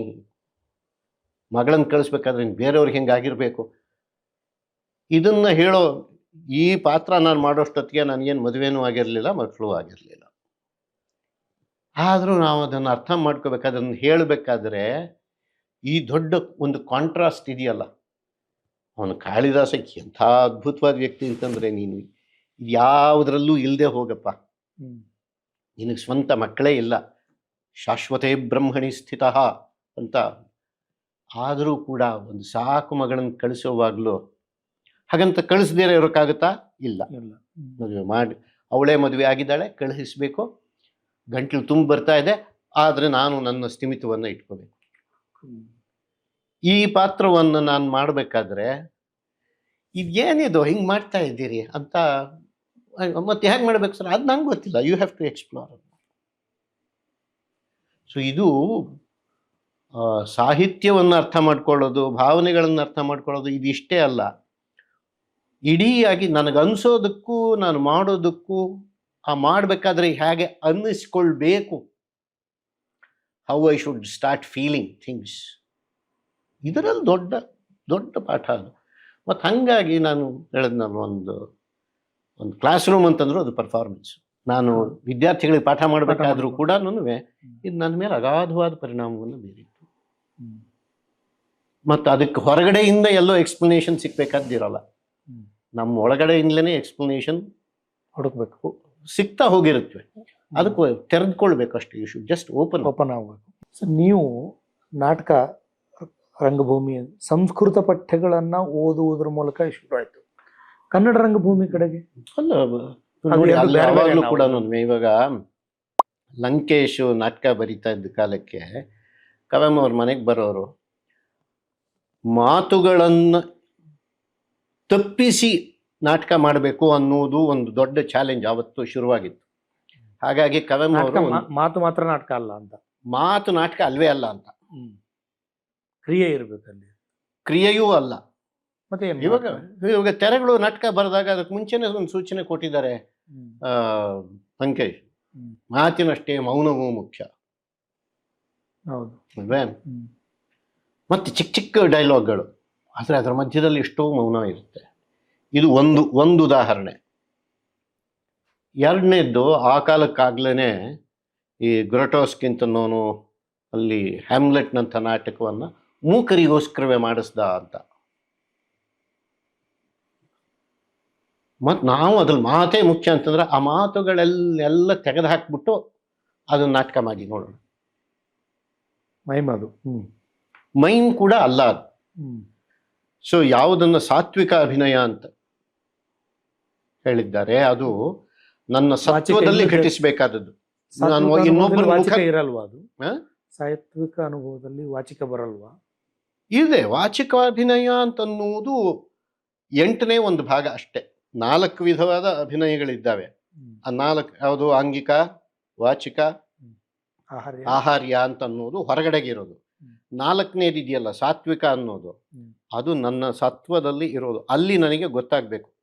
ನನಗೆ ಇದೆಲ್ಲ ಗೊತ್ತಾಗಿ ನಾನು ಎದುರುಗಡೆಗೆ ಸುಮ್ಮನೆ ಒಂದು ಸರ್ತಿ ನೋಡೋದ್ರಿಂದ ನಾನು ಹೇಳಬೇಕಾದ್ದನ್ನೆಲ್ಲ ಹೇಳಿರ್ತೀನಿ, ಹೇಳೋಕೆ ಸಾಧ್ಯ ಇದೆ. ಅದು ನಾನು ಯೋಚಿಸುವ ಮತ್ತು ಆ ಯೋಚಿಸಿದ್ದನ್ನು ನನ್ನ ಕಣ್ಣಿನಲ್ಲಿ ಹೊಳಪಿಸುವಂತಹ ಯೋಗ್ಯತೆ ಅದು. ಮತ್ತೆ ಈ ವಾಚಿಕ ಅಂತನ್ನುವುದರಲ್ಲೂ ಅದರಲ್ಲಿ ಸಂಗೀತ, ವಾದ್ಯಗಳು, ಅದರ ಲಯ, ಅವುಗಳೆಲ್ಲಾನು ಒಂದು ಭಾಗ. ಬರ್ದಿಟ್ಟ ಮಾತು ಅನ್ನೋದು ಇನ್ನೊಂದು ಭಾಗ ಅಷ್ಟೇ. ಅದರಿಂದಲೇ ಅದು 8ನೇ ಒಂದು ಭಾಗ ಅಂತ. ಮತ್ತೆ ಇನ್ನೊಂದೇನು ಅಂದರೆ, ಈ ಸಾಹಿತ್ಯಿಕವಾದ ಅರ್ಥವೂ ಕೂಡ, ಅಂದರೆ ವಾಚಿಕವಾದ ಅರ್ಥವೂ ಕೂಡ ವಾಚ್ಯವಾದ ಅರ್ಥ ಅಲ್ಲ. ಅಂದರೆ ಅದರ ಹೊರಮೈಯಿಂದ ಬರುವಂತಹ ಅರ್ಥ ಅಷ್ಟೇ ಅಲ್ಲ, ಅದು ಅಭಿಧಾರ್ಥಗಳಲ್ಲ, ಅದಕ್ಕೆ ಅತೀತವಾದ ಅರ್ಥಗಳಿರುತ್ತವೆ. ಸೊ ಇದು ಅರ್ಥ ಆಗಬೇಕಾದರೆ ಅದಕ್ಕೆ ಒಂದು ಸತ್ವವನ್ನು ನಾವು ಬೆಳೆಸ್ಕೊಳ್ಬೇಕು. ಸತ್ವವನ್ನು ಬೆಳೆಸ್ಕೊಳ್ಳೋದು ಅಂತಂದ್ರೆ ಏನು? ವಿಷಯಗಳನ್ನು ನೋಡುವುದು, ತಿಳ್ಕೊಳ್ಳೋದು, ತಿಳ್ಕೊಂಡಿದ್ದನ್ನು ಅನುಭವಿಸೋದು, ಅನುಭವಿಸಿದ್ದನ್ನು ತೀಕ್ಷ್ಣವಾಗಿ ನನ್ನ ಇಡೀ ದೇಹದಿಂದ ಹೇಳೋಕ್ಕೆ ಹೊರಡೋದು. ಭಾಳ ಒಳ್ಳೆ ನಟರುಗಳೆಲ್ಲ ಈ ಕೆಲಸ ಮಾಡಿರ್ತಾರೆ. ನೀವು ರಾಜ್ಕುಮಾರ್ ಹಿಂದೆ ಕಂಠೀರವ ಸಿನಿಮಾ ಮಾಡಿದ್ರು, ರಣಧೀರ ಕಂಠೀರವ. ಅದರಲ್ಲಿ ಈ ಮುಂಚಿನ ಅವನು ಯಾರು ಇಂಥ ರಾಯ, ಅವನು ಸತ್ತೋಗಿರ್ತಾನೆ, ಅವನು ಕರೆಸ್ತಾರೆ. ಕರೆಸಿದಾಗ ಏನು ಮಾಡಲ್ಲ, ಸುಮ್ಮನೆ ಹೋಗಿ ನಿಂತ್ಕೊಂಡು ಸುಮ್ಮನೆ 2 ತೊಟ್ಟು ಕಣ್ಣೀರು ಬರುತ್ತೆ. ಅವನು ಏನು ಹೇಳೋಕೆ ಹೋಗಿರೋದಿಲ್ಲ. ಎಲ್ಲೋ ಹಳ್ಳಿನಲ್ಲಿ ಇದ್ದವನನ್ನು ಕರೆಸ್ತಾರೆ. ಕರೆಸಿದ್ರೆ ಸುಮ್ಮನೆ ಆ ಒಂದು ದೃಶ್ಯದಲ್ಲಿ ಆತ, ಹೌದು ನನಗೆ ದುಃಖವಾಗಿದೆ, ಬೇಸರವಾಗಿದೆ, ನನಗೆ ಗೌರವ ಇದೆ, ಪ್ರೀತಿ ಇದೆ, ಈ ಅನೇಕ ವಿಷಯಗಳಿದೆಯಲ್ಲ, ಅದು ಅಷ್ಟನ್ನು ಕೂಡ ಒಂದು ಸತಿ ಅದು ನೋಡೋದ್ರಲ್ಲಿ ಅದನ್ನು ತೋರಿಸ್ತಾರೆ. ಹೇಗೆ ಸಾಧ್ಯ ಆಗಿರುತ್ತೆ? ಅದು ಅಷ್ಟನ್ನು ಹಾಗೆ ತೋರಿಸಿದಾಗ ಮಾತ್ರ ನಿಮಗೆ ನೀವು ಏನೇನು ಅರ್ಥ ಮಾಡ್ಕೊಂಡಿದ್ದೀರಿ, ವ್ಯಾಖ್ಯಾನಗಳಿದ್ದಾವೆ, ಅದೆಲ್ಲ ಕೂಡ ಕಲೆಯಾಗಿ ಘಟಿಸೋದಕ್ಕೆ ಸಾಧ್ಯ ಆಗುತ್ತೆ. ಮತ್ತು ಇದಕ್ಕೆ ಬೇರೆ ಬೇರೆ ವಿಧಾನಗಳನ್ನು ಹುಡುಕೊಂಡ್ರು. ಮುಂದೆ ನನ್ನ 2 ಸ್ನೇಹಿತರು, ಒಬ್ಬರು ಆಫ್ಕೋರ್ಸ್ ಗೋಪಾಲಕೃಷ್ಣ ನಾಯರಿ NSDಗೆ ಹೋದರು, ಬಂದರು. ಅವರಿಂದ ನಾನು ಯಕ್ಷಗಾನ ನೋಡೋದಕ್ಕೆ ಶುರು ಮಾಡಿದೆ. ಬೇರೆ ಬೇರೆ ಎಲ್ಲ ರೀತಿಯ ಜಾನಪದ ಕಲಾ ಪ್ರಕಾರಗಳನ್ನು ನೋಡ್ತಾ ಇದ್ವಿ. ನೋಡಿ, ಜಾನಪದದ ನಾಟಕಗಳಲ್ಲಿ ಅವರು ಅವರ ಧ್ವನಿಯನ್ನು ಎತ್ತರಿಸುವುದೊಂದಿರುತ್ತಲ್ಲ, ಅದೇನೇ ಒಂದು ಒಂದು ಹೊಸ ಅರ್ಥವನ್ನು ಕೊಡ್ತಾ ಇರ್ತದೆ. ಹೌದು. ಒಂದು ಶಬ್ದದಿಂದ ತೆರೆಯನ್ನ ಎಳಿತಾರೆ. ಜೋಗಪ್ಪ, ಎಂಥ ಜೋಗಪ್ಪನವರು ಪ್ರಸನ್ನ ನಾಟಕ ಮಾಡಿಸಿದ ಕಾಲದಲ್ಲಿ, ಜಯಶ್ರೀ ಅವರು ಒಂದು ನಾಟಕ ಮಾಡಿಸಿದ್ರಲ್ಲ, ಆವಾಗ ಬಂದಿದ್ರು. ಅವ್ರು ಬಂದು ಏನೂ ಇಲ್ಲ, ಒಂದು ಚಿಟಿಕೆ, ಆ ಚಿಟಿಕೆಗೆ ಒಂದು ಕರ್ಚೀಫ್ ಇರುತ್ತೆ, ಇಟ್ಕೊಂಡು ಹಿಂಗೆ ಮಾಡಿ ಹೇ ಅಂತ ಹೇಳಿ ಇದರಲ್ಲಿದ್ದರೆ ಹಿಂದ್ಗಡೆ ಎಲ್ಲ ಬದಲಾಗುತ್ತೆ ಸ್ಟೇಜು. ನಿಮ್ಗೇನು ಅವ್ರು ಕಾಣಿಸ್ತಾ ಇದ್ರು, ಕಾಣಿಸ್ದೇ ಇರೋ ಹಾಗೆ ಶಬ್ದದ ಒಂದು ತೆರೆಯನ್ನು ಹಿಡಿದಿಟ್ಕೊಂಡ್ಬಿಡೋರು. ಇದನ್ನು ನೀವು it's not just A technique, this is A method. ಈ ಥರದ್ದು ಅನೇಕ ವಿಷಯಗಳು ನಮಗೆ, ನಾನು ಬರೀ ಕ್ಲಾಸ್ ರೂಮ್ನಲ್ಲಿ ಕಲ್ತಿದ್ದಕ್ಕಿಂತ ಮಿಗಿಲಾಗಿ ಸಂಸ್ಕೃತವನ್ನು, ಕನ್ನಡವನ್ನು, ಸಾಹಿತ್ಯವನ್ನು, ಮಹಾಕಾವ್ಯಗಳನ್ನು ಇದರಿಂದ ಅರ್ಥ ಮಾಡಿಕೊಂಡೆ. ಇವಾಗ ಶ್ರೀರಂಗರು, ಬಿ ವಿ ಕಾರಂತರು ಸೇರಿ ಶಾಕುಂತಲ ನಾಟಕ ಮಾಡಿಸಿದ್ರು. ಅದರಲ್ಲಿ ದುಷ್ಯಂತ ಬರ್ತಾನೆ ಅಂತ ತಕ್ಷಣ ನಮಗೆ ಬೇಕಾದಷ್ಟು ಜನ ಒಳ್ಳೆ ಸಂಸ್ಕೃತದ ವಿದ್ವಾಂಸರು ಪಾಠ ಮಾಡಿರೋದನ್ನು ಕೇಳಿದ್ವಿ. ನಾನು ಓದಿದ್ದೆ, ಅಷ್ಟೊತ್ತಿಗೆ ಒಂದು ಸತಿ ಪಾಠನೂ ಮಾಡಿದ್ದೆ, ಪಾಠ ಮಾಡ್ತಾ ಇದ್ದೆ. ಆಗ ಯಾವುದು ದುಷ್ಯಂತ ಬರ್ತಾನೆ, ಬಂದಾಗ ಅವನು ರಥ ಓಡಿಸ್ತಾ ಇದ್ದ ಸೂತ ಅವನ ಕಡೆ ತಿರುಗಿ, ಓ ಏನು ಸಾಕ್ಷಾತ್ ಶಿವನ ಹಾಗೆ ಇದೆಯಾ ನೀನು, ಜಿಂಕೆ ಮೇಲೆ ಕಣ್ಣಿನಿಟ್ಟು ಬಿಲ್ಲನ್ನು ತೆಗೆದು ಬಾಣ ಹೂಡಿ ಇನ್ನೇನು ಬಿಡೋ ಹಾಗೆ ಅದನ್ನು ಹಿಂದೆ ಹೋಗ್ತಾ ಇದೆಯಲ್ಲ, ನೀನು ಸಾಕ್ಷಾತ್ ಶಿವನ ಹಾಗೆ ಇದ್ದೀಯಾ. ಕೃಷ್ಣ ಸಾರೆ ತದಚಕ್ಷು ತ್ವಯಿ ಚಾಧಿಜ್ಯ ಕಾರ್ಮುಕೆ ಮೃಗಾನುಸಾರಿಣಂ ಸಾಕ್ಷಾತ್ ಪಶ್ಯಾಮೀವ ಪಿನಾಕಿನಂ. ಇದು ಸಂಸ್ಕೃತದಲ್ಲಿ ಹೀಗೆ ಹೇಳಿದಾಗ ಇದರ ಅರ್ಥ ಇಟ್ಕೊಳ್ಳದೆ ಹೋದ್ರೆ ನಿಮ್ಗೇನು ಗೊತ್ತಾಗೋದಿಲ್ಲ. ಹೌದು, ಹೌದಾ? ಅದೇನೆ ಕಾರಂತರು ಅದಕ್ಕೊಂದು ಸಂಗೀತ ಮಾಡಿದ್ರು. ಕೃಷ್ಣ ಸಾರೇ ದದಚಕ್ಷು ತ್ವಯಿ ಚಾಧಿಜ್ಯ ಕಾರ್ಮುಕೆ ಮೃಗಾನುಸಾರಿಣಂ ಸಾಕ್ಷಾತ್ ಪಶ್ಯಾಮೀವ ಪಿನಾಕಿನಂ. ಕಾಳಿದಾಸ ಇಂಥ ರಿದಮ್ನಲ್ಲಿ ಬರ್ದಿದ್ದ ಅನ್ನೋದು ನಮ್ಗೆ ಗೊತ್ತೇ ಆಗಲಿಲ್ಲ, ಅವರು ಹಾಡಿ ತೋರಿಸೋವರೆಗೂ ಕೂಡ. ಕೃಷ್ಣ ಸಾರೇ ದದಚಕ್ಷು ತ್ವಯಿ ಚಾಧಿಜ್ಯ ಕಾರ್ಮುಕೆ, ಅಲ್ಲಿ ಆ ಒತ್ತಕ್ಷರಗಳು, ಮಹಾಪ್ರಾಣದ ಅಕ್ಷರಗಳು, ಆ ಏರಿಳಿತಗಳು, ಕುದುರೆ ಓಡ್ತಾ ಇರೋದಕ್ಕೆ ಅದಕ್ಕೆ ತಕ್ಕನಾದಂತೆ ಅವ್ರ ಸಂಗೀತನೂ ಕೂಡ. ತಕ್ಕಿಟ್ಟ ತಕ್ಕಿಟ್ಟ ತಕ್ಕಿಟ್ಟ ತಕ್ಕಿಟ್ಟ ತಕ್ಕಿಟ್ಟ ತಕ್ ಇಲ್ಲಿ ನುಡಿಸ್ತಾ ಇದ್ರು. ಕೃಷ್ಣ ಸಾರೇ ದದಚಕ್ಷು. ಇದು ಕಾಳಿದಾಸ ಬರೆದಿದ್ದೆ 1500 ವರ್ಷದ ಹಿಂದೆನೆ. ಆದರೆ ಅದನ್ನು ಓದಿ ತೋರಿಸೋರು ನಮಗೆ ಗೊತ್ತಾಗಿರಲಿಲ್ಲ. ಕಾರಂತರು ಆ ಸಂಗೀತ ಮಾಡಿದ ತಕ್ಷಣ ನನಗೆ ಮುಂದೆ ಕ್ಲಾಸ್ನಲ್ಲಿ ಹೋಗುವಾಗೆಲ್ಲ ಕೂಡ ಅದೇ ಮುಂದೆ ಬರೋದು. ನಾನು ಈ ತರಹ ಓದೋದಕ್ಕೂ ಹಿಂದಿನ ತರಹ ಓದೋದಕ್ಕೂ ಏನು ವ್ಯತ್ಯಾಸ?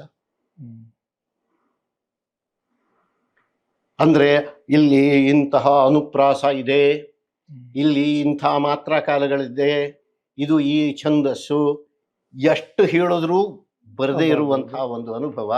ಅದನ್ನು ಅನುಭವಿಸಿ ಒಬ್ಬ ಕಾರಂತರಂತವ್ರು ಅದಕ್ಕೊಂದು ಸಂಗೀತ ಮಾಡಿದ್ರೆ, ಮತ್ತು ಅಷ್ಟೆಲ್ಲ ಮಾಡ್ತಾ ಇರುವಾಗ ಅದರಲ್ಲಿ ಕುಣಿತಾ ಇರ್ಕೂಡ್ದು ಅಂತ ಅಂದ್ಬಿಟ್ರು ಶ್ರೀರಂಗರು. ಶ್ರೀರಂಗರ ಡೈರೆಕ್ಟ್ರು, ಅದಕ್ಕೆ ಇವರು ಅಸಿಸ್ಟೆನ್ಸು, ಇವ್ರದ್ದು ಸಂಗೀತ ಮತ್ತು ಜೊತೆಗೆ ಡೈರೆಕ್ಟರು ಕೂಡ. ಆದರೆ ಸರಿ ಆಯಿತು. ಆದರೆ ಅವರು ಬರೀ ಒಂದು ಟ್ಯಾಬ್ಲೋ ತರಹ ನಿಲ್ಲಿಸಿದ್ರು ಕೂಡ ಈ ಸಂಗೀತ ಟ್ಯಾಬ್ಲೋನಲ್ಲೂ ಕೂಡ ಒಂದು ಚಲನೆಯನ್ನು ತೋರಿಸ್ಕೊಡ್ತಾ ಇತ್ತು. ಇದು ಮುಂದೆ 40 ವರ್ಷ ನಾನು ಪಾಠ ಮಾಡುವಾಗ ಅಷ್ಟೂ ಕಾಲ ನನ್ನ ಜೊತೆಗಿತ್ತು. 2016ರಲ್ಲಿ ನಾನು ಕೊನೆಯಲ್ಲಿ ರಿಟೈರ್ ಆಗೋ ಕಾಲದವರೆಗೂ ಕೂಡ ಒಂದು 20 ಸರ್ತಿ ಪಾಠ ಮಾಡಿದೆ ಶಾಕುಂತಲವನ್ನು. ಅದು ಅಷ್ಟೂ ಕಾಲ ಇಲ್ಲಿ ಬಂದ ಅನುಭವ ನನಗಿತ್ತು. ಇದು ಸುಮ್ಮನೆ ಒಂದು ಸಣ್ಣ ಉದಾಹರಣೆ, ಈ ಥರದ್ದು ಅನೇಕವು.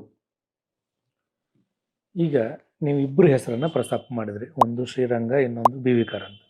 ಇವರಿಬ್ಬರು ರಂಗಕ್ಕೆ ಬರುವ ಹೊತ್ತಿಗಾಗಲೇನೆ BC ಕೂಡ ಒಂದಿಷ್ಟು ಕೆಲಸ ಮಾಡಿದ್ರು. ಹೌದು ಹೌದು ಹೌದು ಹೌದು, ಅದು ಬೇರೆನೆ. ಅದು ನೋಡಿ, BC ಅವರು ಡೆಲ್ಲಿನಲ್ಲಿ ಅಲ್ಕಾಜಿ ಇದ್ರಲ್ಲ, ಆ ತರಹ ಯುರೋಪಿಯನ್ ವಿಧಾನಗಳಿಂದ, ಯಾಕೆಂದರೆ ಯುರೋಪಿಯನ್ ಅನ್ನೋದು ಒಂದು ವಿಧಾನ ಅಲ್ಲ, ಹಲವು ವಿಧಾನಗಳು, ಅವುಗಳನ್ನು ಬಲ್ಲಂಥವ್ರು ಬಿ ಸಿ ಅವರು. ಅವ್ರಿಗೂ ನನ್ನ ಬಗ್ಗೆ ತುಂಬ ಅಪಾರವಾದ ಅಭಿಮಾನ ಇತ್ತು, ನನಗೆ ಅವ್ರ ಬಗ್ಗೆ ಬಹಳ ಗೌರವ ಇದೆ. ಆದರೆ ಅವರು ಈ ಭಾರತೀಯ ಕ್ರಮಗಳಿದೆಯಲ್ಲ, ಇವಾಗ ಅವರು ಕ್ಲೇ ಕಾರ್ಟ್ ಏನೋದು ಮಣ್ಣಿನ ಬಂಡಿ ಅಂತ ಹೇಳಿ ಮೃಚ್ಛಕಟಿಕವನ್ನು ಮಾಡಿಸಿದ್ರು. ಇವರುಗಳೆಲ್ಲ ಹೇಗೆ ಅಂದರೆ ಇಲ್ಲಿನ ಸತ್ವವನ್ನು ಯುರೋಪಿಯನ್ ಮೆಥಡ್ಗಳಿಗೆ ಒಗ್ಗಿಸಿ ನಾಟಕವನ್ನು ಮಾಡ್ತಾ ಇದ್ರು. ಕಟ್ಟೋದು, ಹಂಗೆ ಕಟ್ಟೋದು. ಹೌದು.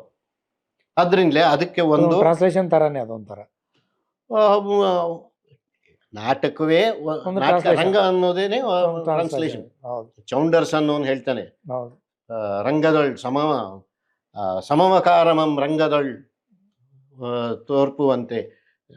ಅವನು ದಶಕುಮಾರ ಚರಿತೆಯನ್ನ ಗದ್ಯ ಕಾವ್ಯವನ್ನ ಇಲ್ಲಿ ಚಂಪುವಾಗಿ ಮಾಡ್ತಾ ಇರುವಾಗ ಇದು ಒಂದು ಕೃತಿಯನ್ನ ಹೇಗೆ ರಂಗದ ಮೇಲೆ ತರ್ತೀವೋ ಹಾಗೆ ಅನುವಾದ ಅಂತ ಅನ್ನೋದೇನೆ ನಾಟಕ ಇದ್ದಾಗೆ ಅಂತ ನಾವು. ಇವ್ರದ್ದು ಹಾಗೇನೆ ಈ ಎರಡು ರೀತಿನಲ್ಲಿ. ಒಂದು ಹಳೆಯದು ಅನ್ನೋದಕ್ಕಿಂತಲೂ 100 ವರ್ಷ ಹಳೆಯದಾದಂತಹ ರಿಯಲಿಸ್ಟಿಕ್ ಥಿಯೇಟರ್ ಇತ್ತಲ್ಲ, ರಿಯಲಿಸ್ಟಿಕ್ ಥಿಯೇಟರ್, ಅದರ ರೀತಿಯಲ್ಲಿ ಮಾಡುವುದು ಒಂದು. ಎರಡನೇದೇನು ಅಂದರೆ ಅದರ ಒಳಗಡೆಗೆ ಅನೇಕ ಸಂಕೇತಗಳನ್ನು ಇಡೋದು. ಇವಾಗ ಮೂನ್ ಶಲ್ ರೈಸ್ ಅಂತ ಅದಕ್ಕೆ ಹೆಸರು ಕೊಟ್ಟಿದ್ರು, ಅವ್ರು ಇಂಗ್ಲೀಷ್ನಲ್ಲೂ ಮಾಡಿಸಿದ್ರು ಅದನ್ನು, ಮೃಚ್ಛಕಟಿಕವನ್ನು ಮೂನ್ ಶಲ್ ರೈಸ್ ಅಂದರೆ ಚಂದ್ರ ಹುಟ್ಟುತ್ತಾನೆ, ಚಂದ್ರೋದಯವಾಗುತ್ತೆ ಅಂತ. ಅದರಲ್ಲಿ ಮೊದಲನೇ ಅಂಕದ ಕೊನೆಯಲ್ಲಿ ಬರುವಂತಹ ಒಂದು ಪದ್ಯ, ಸುಮಾರಷ್ಟು ಕಡೆಗಳಲ್ಲಿ ಮೃಚ್ಛಕಟಿಕ ಆಡುವಾಗ ಈ ಪದ್ಯಗಳನ್ನು ಬಿಟ್ಟೇ ಬಿಡ್ತಾ ಇದ್ರು. ಆದ್ರೆ ಅವರು ಅದರಲ್ಲಿರುವಂತಹ ರೂಪಕ ಶಕ್ತಿಯನ್ನು ತಗೊಂಡು ಮೂನ್ ಶಲ್ ರೈಸ್, ಉದಯತಿ ಶಶಾಂಕ ಕಾಮಿನಿ ಗಂಡ ಪಾಂಡು ಅಂತ ಬರುತ್ತೆ ಅದನ್ನು. ಆದರೆ ಅವರು ಇಡೀ ನಾಟಕದ ಓಟವನ್ನು ಹೇಗೆ ಮಾಡಿರ್ತಾರೆ ಅಂದರೆ ಭಾಳ ರಿಯಲಿಸ್ಟಿಕ್ ಆಗಿ ಹೋಗಬೇಕು. ಬೇರೆದನ್ನು ಅವ್ರು ಮಾಡಿಸೋದಕ್ಕೆ ಹೋದಾಗ ಅದೇ ತರಹ ಮಾಡೋದು. ಮೃಚ್ಛಕಟಿಕ ಅದನ್ನು ತಡ್ಕೊಳ್ಳುತ್ತೆ. ಹಾಗೆ ನೋಡಕ್ಕೆ ಹೋದರೆ ದೈವದ ಅಪೇಕ್ಷೆ ಇಲ್ಲದೀರ ನಡೆಯುವ ನಾಟಕ ಮೃಚ್ಛಕಟಿಕ. ಆದರೆ ಬೇರೆ ನಾಟಕಗಳನ್ನು ಮಾಡುವಾಗ ಬಹಳ ಕಷ್ಟ ಆಗೋದು. ಸುಮ್ಮನೆ ನಿಮ್ಗೊಂದು ಅವ್ರ ಭಾಸನ ನಾಟಕಗಳನ್ನು, ಏಕಾಂಕಗಳನ್ನು ಅನುವಾದ ಮಾಡಿದ್ರು. ಅದರಲ್ಲಿ ದೂತವಾಕ್ಯ ಅಂತ ಒಂದು ಬರುತ್ತೆ. ಆ ದೂತವಾಕ್ಯ ಅವರು ಅನುವಾದ ಮಾಡುವಷ್ಟೊತ್ತಿಗೆ ಆಗ್ಲೇ ಗೋಪಾಲಕೃಷ್ಣ ನಾಯರಿ ನಮ್ಮ ಕಾಲೇಜಿನಲ್ಲಿ ದೂತವಾಕ್ಯ ಮಾಡಿಸಿದ್ರು. ಅದರಲ್ಲೊಂದು ವಿಶೇಷವಾದ ಸಂದರ್ಭ ಬರುತ್ತೆ. ಆ ವಿಶೇಷವಾದ ಸಂದರ್ಭ ಅಂದರೆ ಕೃಷ್ಣ ಬಂದ, ಅವನು ಎಲ್ಲೂ ನೋಡಿದ್ರು ಕೃಷ್ಣನೇ ಕಾಣಿಸ್ಕೊಳ್ಳೋ ಹಂಗೆ ಆಗೋಯ್ತು. ವಿಶ್ವರೂಪ ದರ್ಶನ. ನಾಯರಿ ಏನು ಮಾಡಿದ್ರು, ಅದಕ್ಕೆ ಒಂದು ನವಿಲ್ಗರಿ ತಗೊಂಡು, ಮೊದಲು ಕೃಷ್ಣ ಬರುವಾಗ ಒಂದು ನವಿಲ್ಗರಿ ಇರುತ್ತೆ, ಈ ಕೃಷ್ಣ ಹೋಗಿ ಎಲ್ರಿಗೂ ಒಂದು ನವಿಲ್ಗರಿ ಇಟ್ಬಿಟ್ಟಿರ್ತಾನೆ. ಎಲ್ಲರೂ ಕೃಷ್ಣ ಅಂತಲೇ ಅಲ್ಲಿ ನೋಡಲು ಕೃಷ್ಣ, ಇಲ್ಲಿ ನೋಡಲು ಕೃಷ್ಣ ಆಗ್ಬಿಡುತ್ತೆ. ಸೊ ಉದ್ದಕ್ಕಿರೋವನ್ನು ಕಟ್ಟಾಕ್ದ, ಸಣ್ಣಕ್ಕಿರೋವನ್ನು ಕಟ್ಟದಾಕ್ದ, ದಪ್ಪಕ್ಕಿರೋವನ್ನು ಕಟ್ಟಾಕಿ ಎಲ್ಲ. ಸೊ ಇಲ್ಲಿ ಕೃಷ್ಣ ದಪ್ಪಕ್ಕಿದ್ದಾನೆ, ಇಲ್ಲಿ ಕೃಷ್ಣ ಉದ್ದಕ್ಕಿದ್ದಾನೆ, ಹೇಗೂ ಇರ್ತಾನವನು ಅಂತ ಆಗ್ಬಿಟ್ಟಿರುತ್ತೆ. ಸೊ ಅವನ ಕಡೆಯವ್ರನ್ನೇ ಅವ್ನು ಕಟ್ಟಾಕೊಂಡ್ಬಿಟ್ಟ ಅಂತ. ಇದು ರೂಪಕ ನಾಟಕ ಅನ್ನೋದಕ್ಕೂ ರೂಪಕ ಅನ್ನೋದು ಒಂದು ಹೆಸರು. ಇದು ರೂಪಕದೊಳಗಿನ ರೂಪಕ. ಇದನ್ನ ಎಷ್ಟು ಪ್ರಭಾವಗೊಳಿಸಿತ್ತು ಅಂತಂದ್ರೆ ಬಿ ಸಿ ಅಂತವರು ಅವ್ರ ನಾಟಕದ ಅನುವಾದ ಮಾಡುವಾಗ ಅವ್ರಿಗೆ ಹೌದಲ್ವಾ, ಹೀಗೆ ಮಾಡಿರ್ಬೇಕು, ಭಾಷಾನೇ ಹಿಂಗೆ ಹೇಳಿಬಿಟ್ಟಿದ್ದಾನೆ ಅಂತ ಹೇಳಿ ಅದು ನೋಟ್ ಹಾಕ್ಬಿಡ್ತಾರೆ. ಭಾಷಾ ಹಂಗಂತ ಹೇಳಿದ್ರೆ ಹೇಗೆ ಮಾಡ್ತೀರಿ ಅನ್ನೋದು ನಿಮಗೆ ಬಿಟ್ಟಿದ್ದು. ಅಲ್ಲಿ ಬೇರೆ ಯಾರು ಪಾತ್ರಗಳೇ ಇಲ್ದಿರ ಬರೀ ಮೈಮ್ ಆಗ್ಬೋದು, ಏನೇನೂ ಆಗ್ಬಹುದು, ಹಿಂದೆ ಎಲ್ಲ ಮಾಡಿದ್ದಾರೆ. ಆದ್ರೆ ಅವರಿಗೆ ಓಹೋ ಇದು ರಿಯಲ್ ಆಗಿ ಹೀಗೇನೋ ಮಾಡಬೇಕು ಅಂತ ಅನ್ನೋದಿತ್ತು. ಆಮೇಲೆ ಇವಾಗ ನೋಡಿ, ಈ ಮೌನ ಅಥವಾ ನಮಗೆ ಅಸಂಗತ ನಾಟಕಗಳು ಇವುಗಳೆಲ್ಲ ಬಂದಾಗ ಅದನ್ನ ಮೊದಲಿಗೆ ಇದು ನನಗೆ ಗೊತ್ತು, ನಾ ಮಾಡಿಸ್ತೀನಿ. ಲಂಕೇಶು ಬಿ ಸಿ ಅವ್ರ ಬಗ್ಗೆನೂ ಬರೆದಿದ್ರು. ನಾವು ಅವ್ರಿಗೆ 75 ವರ್ಷದ ಒಂದು ಕಾರ್ಯಕ್ರಮ ಮಾಡಿದಾಗ ಇದು ಇನ್ನು 75ರ ಜಾಣ ಅಂತ ಬರೆದು, ನಾನು ಇದನ್ನು ಮಾಡಿದ್ರೆ, ನಾನು ಅಸಂಗತ ನಾಟಕ ಬರೆದಾಗ ಒಬ್ಬರೇ ಒಬ್ರು ಅನೌನ್ಸ್ ಮಾಡ್ಕೊಂಡ್ರು ನಂಗೆ ಇದು ಅರ್ಥ ಆಗಿದೆ ಅಂತ. ನನಗೆ ಅರ್ಥ ಆಗಿರಲಿಲ್ಲ. ಅದು ಬಿ ಸಿ ಅವರು ಅದು ಮಾಡಿಸಿದ್ರು ಅಂತ. ಅದು ನಿಜ ಕೂಡ. ಯಾಕೆಂದರೆ ಆ ಕಾಲಕ್ಕೆ ನಮ್ಮ ಕನ್ನಡದ ಒಳಗಡೆಗೆ ಇಂಗ್ಲೀಷಿನ ಪ್ರಭಾವ ಅಂತ ಅನ್ನೋದು ಸಾಹಿತ್ಯಕ ನೆಲೆಯಿಂದ ಬಂದರೂ ಕೂಡ ಅದು ಥಿಯೇಟರ್ನಲ್ಲೂ ಸೇರಿಕೊಂಡು ಒಂದು ಹೊಸ ಕಸಿಯನ್ನು ಶುರು ಮಾಡಿದ್ದು ಬಿ ಸಿ ಅಂತ. ತೊಗಲಕ್ ನಾಟಕವನ್ನ ದೆಹಲಿಗೆ ಹೋಗಿ ಪ್ರಸಿದ್ಧವಾಗೋದಕ್ಕೂ ಮುಂಚಿತವಾಗಿ, ಅಲ್ಕಾಜಿ ಮಾಡೋದಕ್ಕಿಂತ ಮೊದಲು, ಅದಕ್ಕಿಂತ ಮುಂಚಿತವಾಗಿ ಮೊದಲಿಗೆ ಅದನ್ನ ಇದು ಶಕ್ತಿ ಏನು ಅಂತ ತೋರಿಸ್ಕೊಟ್ಟವ್ರು ಬಿ ಸಿ ಅವರು. ಆದ್ರೆ ಆಮೇಲೆ ಸಿಂಹ ಅದನ್ನ ತಕೊಂಡ್ರು, ಅವ್ರ ಹೆಸರಿನಲ್ಲೇ ಹಾಕೊಂಡ್ರು. ಆಕ್ಚುಯಲ್ ಆಗಿ ಡಿಸೈನ್ ಎಲ್ಲ ಹಾಗೆ ಇತ್ತು. ಬಿಸಿ ಮಾಡಿದ ಡಿಸೈನ್ ಅನ್ನೇ ಅವ್ರು ಕಂಟಿನ್ಯೂ ಮಾಡಿದ್ರು. ಆದ್ರೆ ಅದನ್ನ ತಮ್ಮನ್ನೇ ಕೇಂದ್ರವಾಗಿ ಮಾಡಿಕೊಂಡು ಅದನ್ನ ಇನ್ನಷ್ಟು ವಾಚ್ಯವಾಗ್ತಾ ಪಾಪ್ಯುಲರೈಸ್ ಅಂದ್ರೆ ವಾಚ್ಯವಾಗಿ ಮಾಡ್ತಾ ಹೋಗ್ಬಿಟ್ರು ಅಂತ ಅನ್ಸುತ್ತೆ ಇರ್ಬೋದು. ಇವಾಗ ನಾ ಯಾಕೆ ಹೇಳ್ತಾ ಇದ್ದೀನಿ ಅಂದ್ರೆ ಅವ್ರಿಗೆ ಆಮೇಲಿಂದ ಇದು ಹಿಂಗಾಯ್ತಾ, ಅವ್ರ ತಲೆ ಕೆಡಿಸ್ಕೊಳ್ಳಿಲ್ಲ. ಕ್ಯಾಲಿಗುಲಾ ಒಂದ್ ರೀತಿಯಲ್ಲಿ ಇದರ ಅನೇಕ ಅಂಶಗಳನ್ನ ಹೊಂದಿದ್ದಂತಹ ಮೂಲ ಕ್ಯಾಲಿಗುಲಾ. ಆ ಕ್ಯಾಲಿಗುಲಾ ನಾಟಕನೇ ಮಾಡಿಸಿದ್ರು. ಅಂದ್ರೆ ಮುಖ್ಯಮಂತ್ರಿ ಚಂದ್ರು ಕ್ಯಾಲಿಗುಲಾ ರೋಲ್ ಮಾಡಿದ್ರು. ನಾನು ಅದ್ರಲ್ಲಿ ಪಾತ್ರ ಮಾಡಿದ್ದೆ. ಆದ್ರೆ ಅದಕ್ಕೆ ಈ ತೊಗಲಕ್ಕೆ ಬಂದಂತಹ ಒಂದು ಕೀರ್ತಿ ಬರಲಿಲ್ಲ. ಆದ್ರೆ ಅವರು ತಾನೇನು ಮಾಡಬೇಕು ಅದು ಗೊತ್ತಿತ್ತು, ಅದನ್ನು ತೋರಿಸಿದ್ರು. ಆದರೆ ಭಾಸನ ನಾಟಕಗಳನ್ನು ಮತ್ತೆ ಏಕಾಂಕಗಳನ್ನೆಲ್ಲ ಇವ್ರಿಗೆ ಮಾಡಿಸಿದ್ರು. ಎ ಎಸ್ ಮೂರ್ತಿ ಅವ್ರದ್ದು ತಂಡಕ್ಕೆ ಅವ್ರ ಸ್ಕೂಲಿಗೆ ಮಾಡಿಸಿದ್ರು. ಆದರೆ ಪುನಃ ದಿ ಪ್ರಾಬ್ಲಮ್ ವಾಸ್, ಯಾವ ಕಾಲಕ್ಕೆ ನಾವು ಈ ರಿಯಲಿಸ್ಟಿಕ್ ಫ್ರೇಮ್ವರ್ಕನ್ನು ಮತ್ತು ಆ ರೀತಿಯಾದಂತಹ ಡೈಲಾಗ್ಗಳು ಇತ್ಯಾದಿ ಅದನ್ನೆಲ್ಲ ಬಿಟ್ಟು ಬಿಡ್ತಾ ಇದ್ವೋ ಆವಾಗ ಅದನ್ನು ಮಾಡಿಸಿದ್ರು. ಅಷ್ಟೊತ್ತಿಗೆ ಕನ್ನಡ ರಂಗಭೂಮಿ ಕಾರಂತರು ಮತ್ತು ಅವ್ರ ಶಿಷ್ಯರು ಅವರೆಲ್ಲ ಬಂದು ಅದನ್ನು ಬೇರೆ ಕಡೆ ತಗೊಂಡು ಹೋಗ್ಬಿಟ್ಟಿದ್ರು. ಅಲ್ಲಿಂದ ಮುಂದಕ್ಕೆ ಸಂಸ್ಕೃತ ನಾಟಕಗಳನ್ನು ಕನ್ನಡದಲ್ಲಿ ಮಾಡುವ ಕ್ರಮಗಳೇ ಬೇರೆ ಬೇರೆ ಆದವು. ಅದರದ್ದೇ ಒಂದು ದೊಡ್ಡ ಇತಿಹಾಸ ಇದೆ. ಕರೆಕ್ಟ್. ಈಗ ಬಿ ಸಿ ಅವ್ರು ಮಾಡ್ತಿದ್ದದ್ದು ಪಾಶ್ಚಾತ್ಯ ಚೌಕಟ್ಟಿನ ಒಳಗಡೆ, ಪಾಶ್ಚಾತ್ಯ ಅಂದ್ರೆ ಅದರಲ್ಲೂ ರಿಯಲಿಸ್ಟಿಕ್ ಎಸ್ ಮಾಡಿ ಅದರ ಒಳಗಡೆ ಸಂಸ್ಕೃತದ ನಾಟಕವನ್ನ ಕಟ್ಟುವ ಕ್ರಮ. ಸೊ ಇದು ದೇಹ ಒಂದು ಜೀವ ಒಂದು ಅಂತ ಆಗ್ತಿರ್ಲಿಲ್ವಾ? ಸ್ಟ್ರಕ್ಚರ್ ಹೌದು ಅಲ್ಲ ಅದೇ. ಯಾಕೆ ಅಂದ್ರೆ ಇದರಲ್ಲಿ ಹಲವು ಸ್ತರಗಳ ಸಮಸ್ಯೆಗಳಿದ್ದಾವೆ. ಒಂದು, ನೀವು ಕಾರಂತರ ಮಾಡಿಸಿದ್ದನ್ನೇ ಸರಿ ಅಂತಲೋ, ನಾಯಿರಿ ಮಾಡಿಸಿದ್ದೇ ಸರಿ ಅಂತಲೋ, ಅಥವಾ ರಘುನಂದನ್ ಮಾಡಿಸಿದ್ದೇ ಸರಿ ಅಂತಲೋ ಅಲ್ಲ. ಇವರುಗಳೆಲ್ಲ ಅಥವಾ ಸುಬ್ಬಣ್ಣ ಪ್ರಶ್ನೆ ಅಲ್ಲ ಇದು. ಅಲ್ಲಲ್ಲ, ಇವರೆಲ್ಲರೂ ಕೂಡ ಯಾವುದೋ ಒಂದು ಹೊಸ ಶರೀರದ ಒಳಗಡೆಗೆ ಹಳೆಯ ಜೀವಗಳನ್ನು ತುಂಬೋ ಕೆಲಸವನ್ನೇ ಮಾಡ್ತಾ ಇರೋದು. ಆದರೆ ಜೀವ ಯಾವತ್ತಿಗೂ ಹಳೆಯದೇ ಆಗಿರುತ್ತೆ, ದೇಹ ಯಾವತ್ತಿಗೂ ಹೊಸದಾಗ್ತಾನೆ ಇರಬೇಕಾಗುತ್ತೆ. ಇವಾಗ ಎರಡು ರೀತಿಯಲ್ಲೂ ಇದನ್ನು ನೋಡಬಹುದು. ಒಂದು, ಇವರುಗಳೆಲ್ಲ ಕೂಡ ಆವತ್ತಿನ ಪಾಶ್ಚಾತ್ಯ ರಂಗಭೂಮಿಯ ಹಲವು ಪ್ರಕಾರಗಳಲ್ಲಿ ಯಾವುದಾದ್ರು ಒಂದನ್ನ ಅವರು ಬಹಳ ಬಿಗಿಯಾಗಿ ನಂಬಿಕೊಂಡು ಅಥವಾ ಅವರು ಅಭ್ಯಾಸ ಮಾಡ್ಕೊಂಡು ಬಂದು ಅದಕ್ಕೆ ಸೇರಿಸ್ತಾ ಇದ್ರು, ಆ್ಯಡ್ ಮಾಡ್ತಾ ಇದ್ರು. ಇವಾಗ ಬಸವಪ್ಪ ಶಾಸ್ತ್ರಿಗಳು ಶಾಕುಂತಲ ನಾಟಕನ ಬರೆದು ಅದರಿಂದಲೇ ಈ ಹಳೆ ಮೈಸೂರಿನಲ್ಲಿ ಕಂಪ್ನಿ ನಾಟಕದ ಪರಂಪರೆ ಶುರುವಾಗುತ್ತೆ. ಆ ಕಂಪ್ನಿ ನಾಟಕದ ಮೈ ಇದೆಯಲ್ಲ, ಅದು ಸರಿನಾ? ಅದು ಹೊಸದೇನೆ.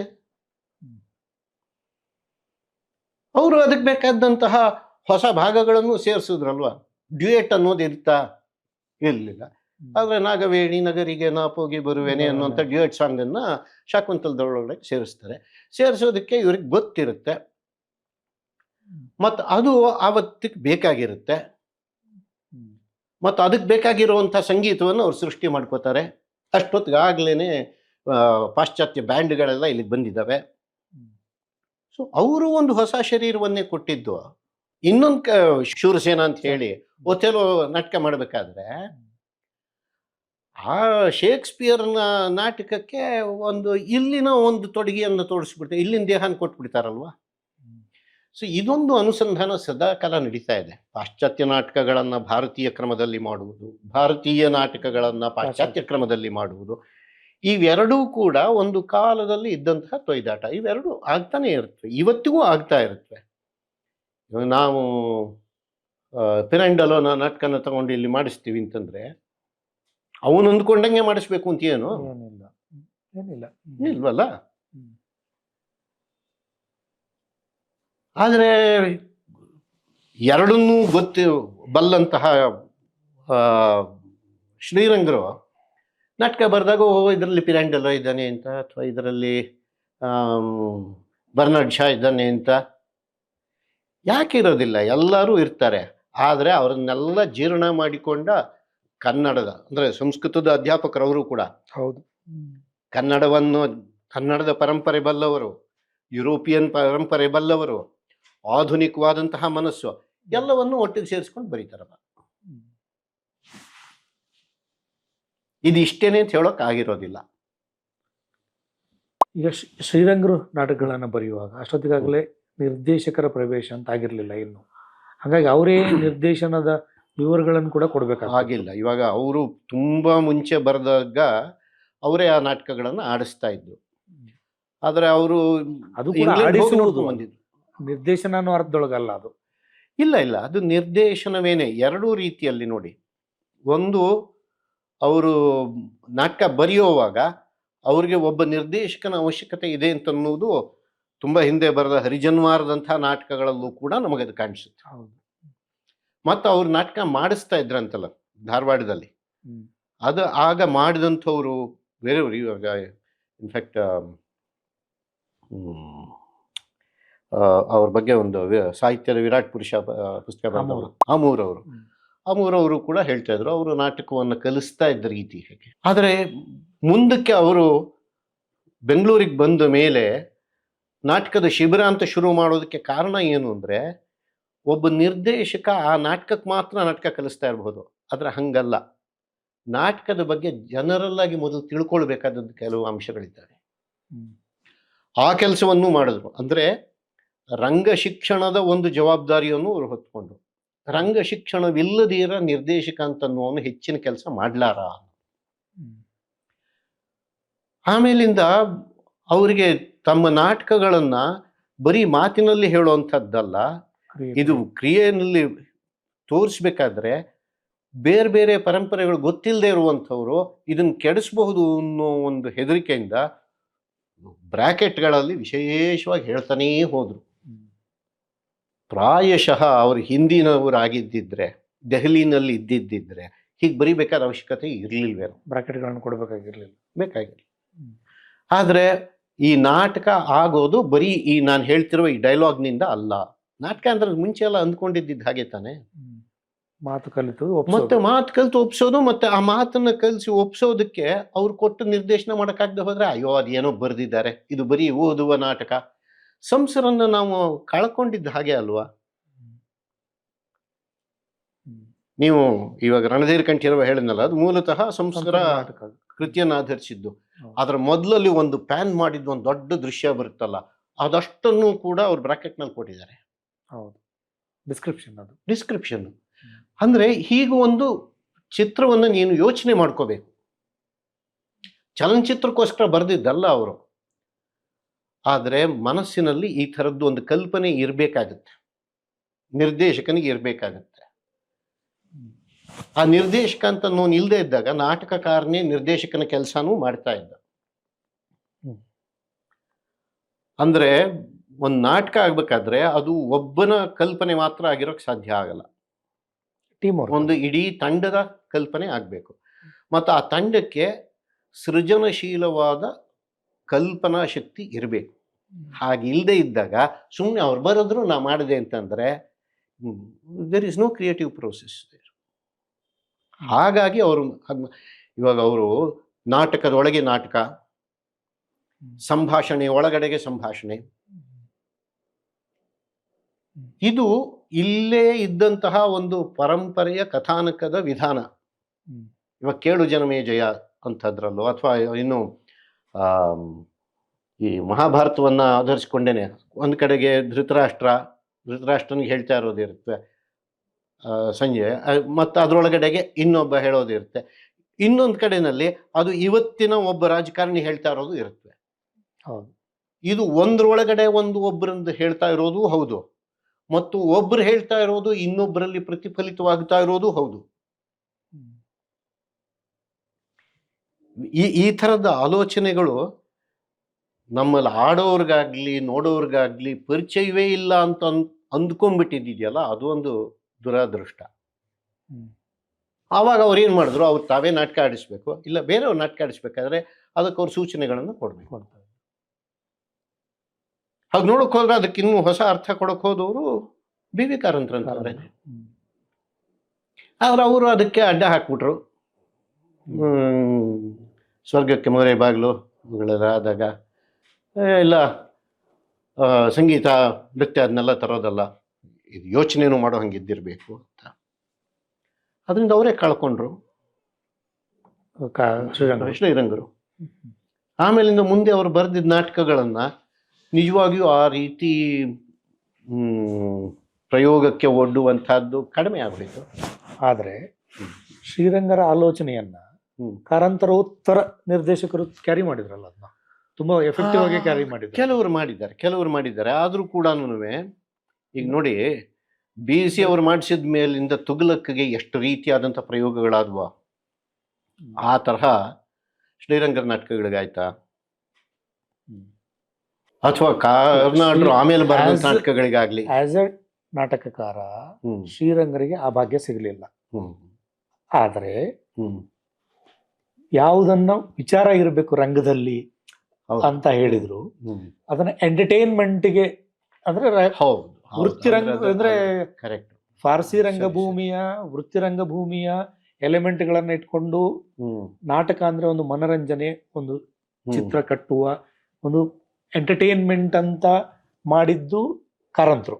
ಅದನ್ನ ಅಲ್ಲಿನೂ ಇಲ್ಲಿ ಎಲ್ಲ ತಂದು ಒಂದು ಹೊಸದಾದ ಆಗ ಹೊಸದ ಅನ್ಸಿದ್ದಿತ್ತು.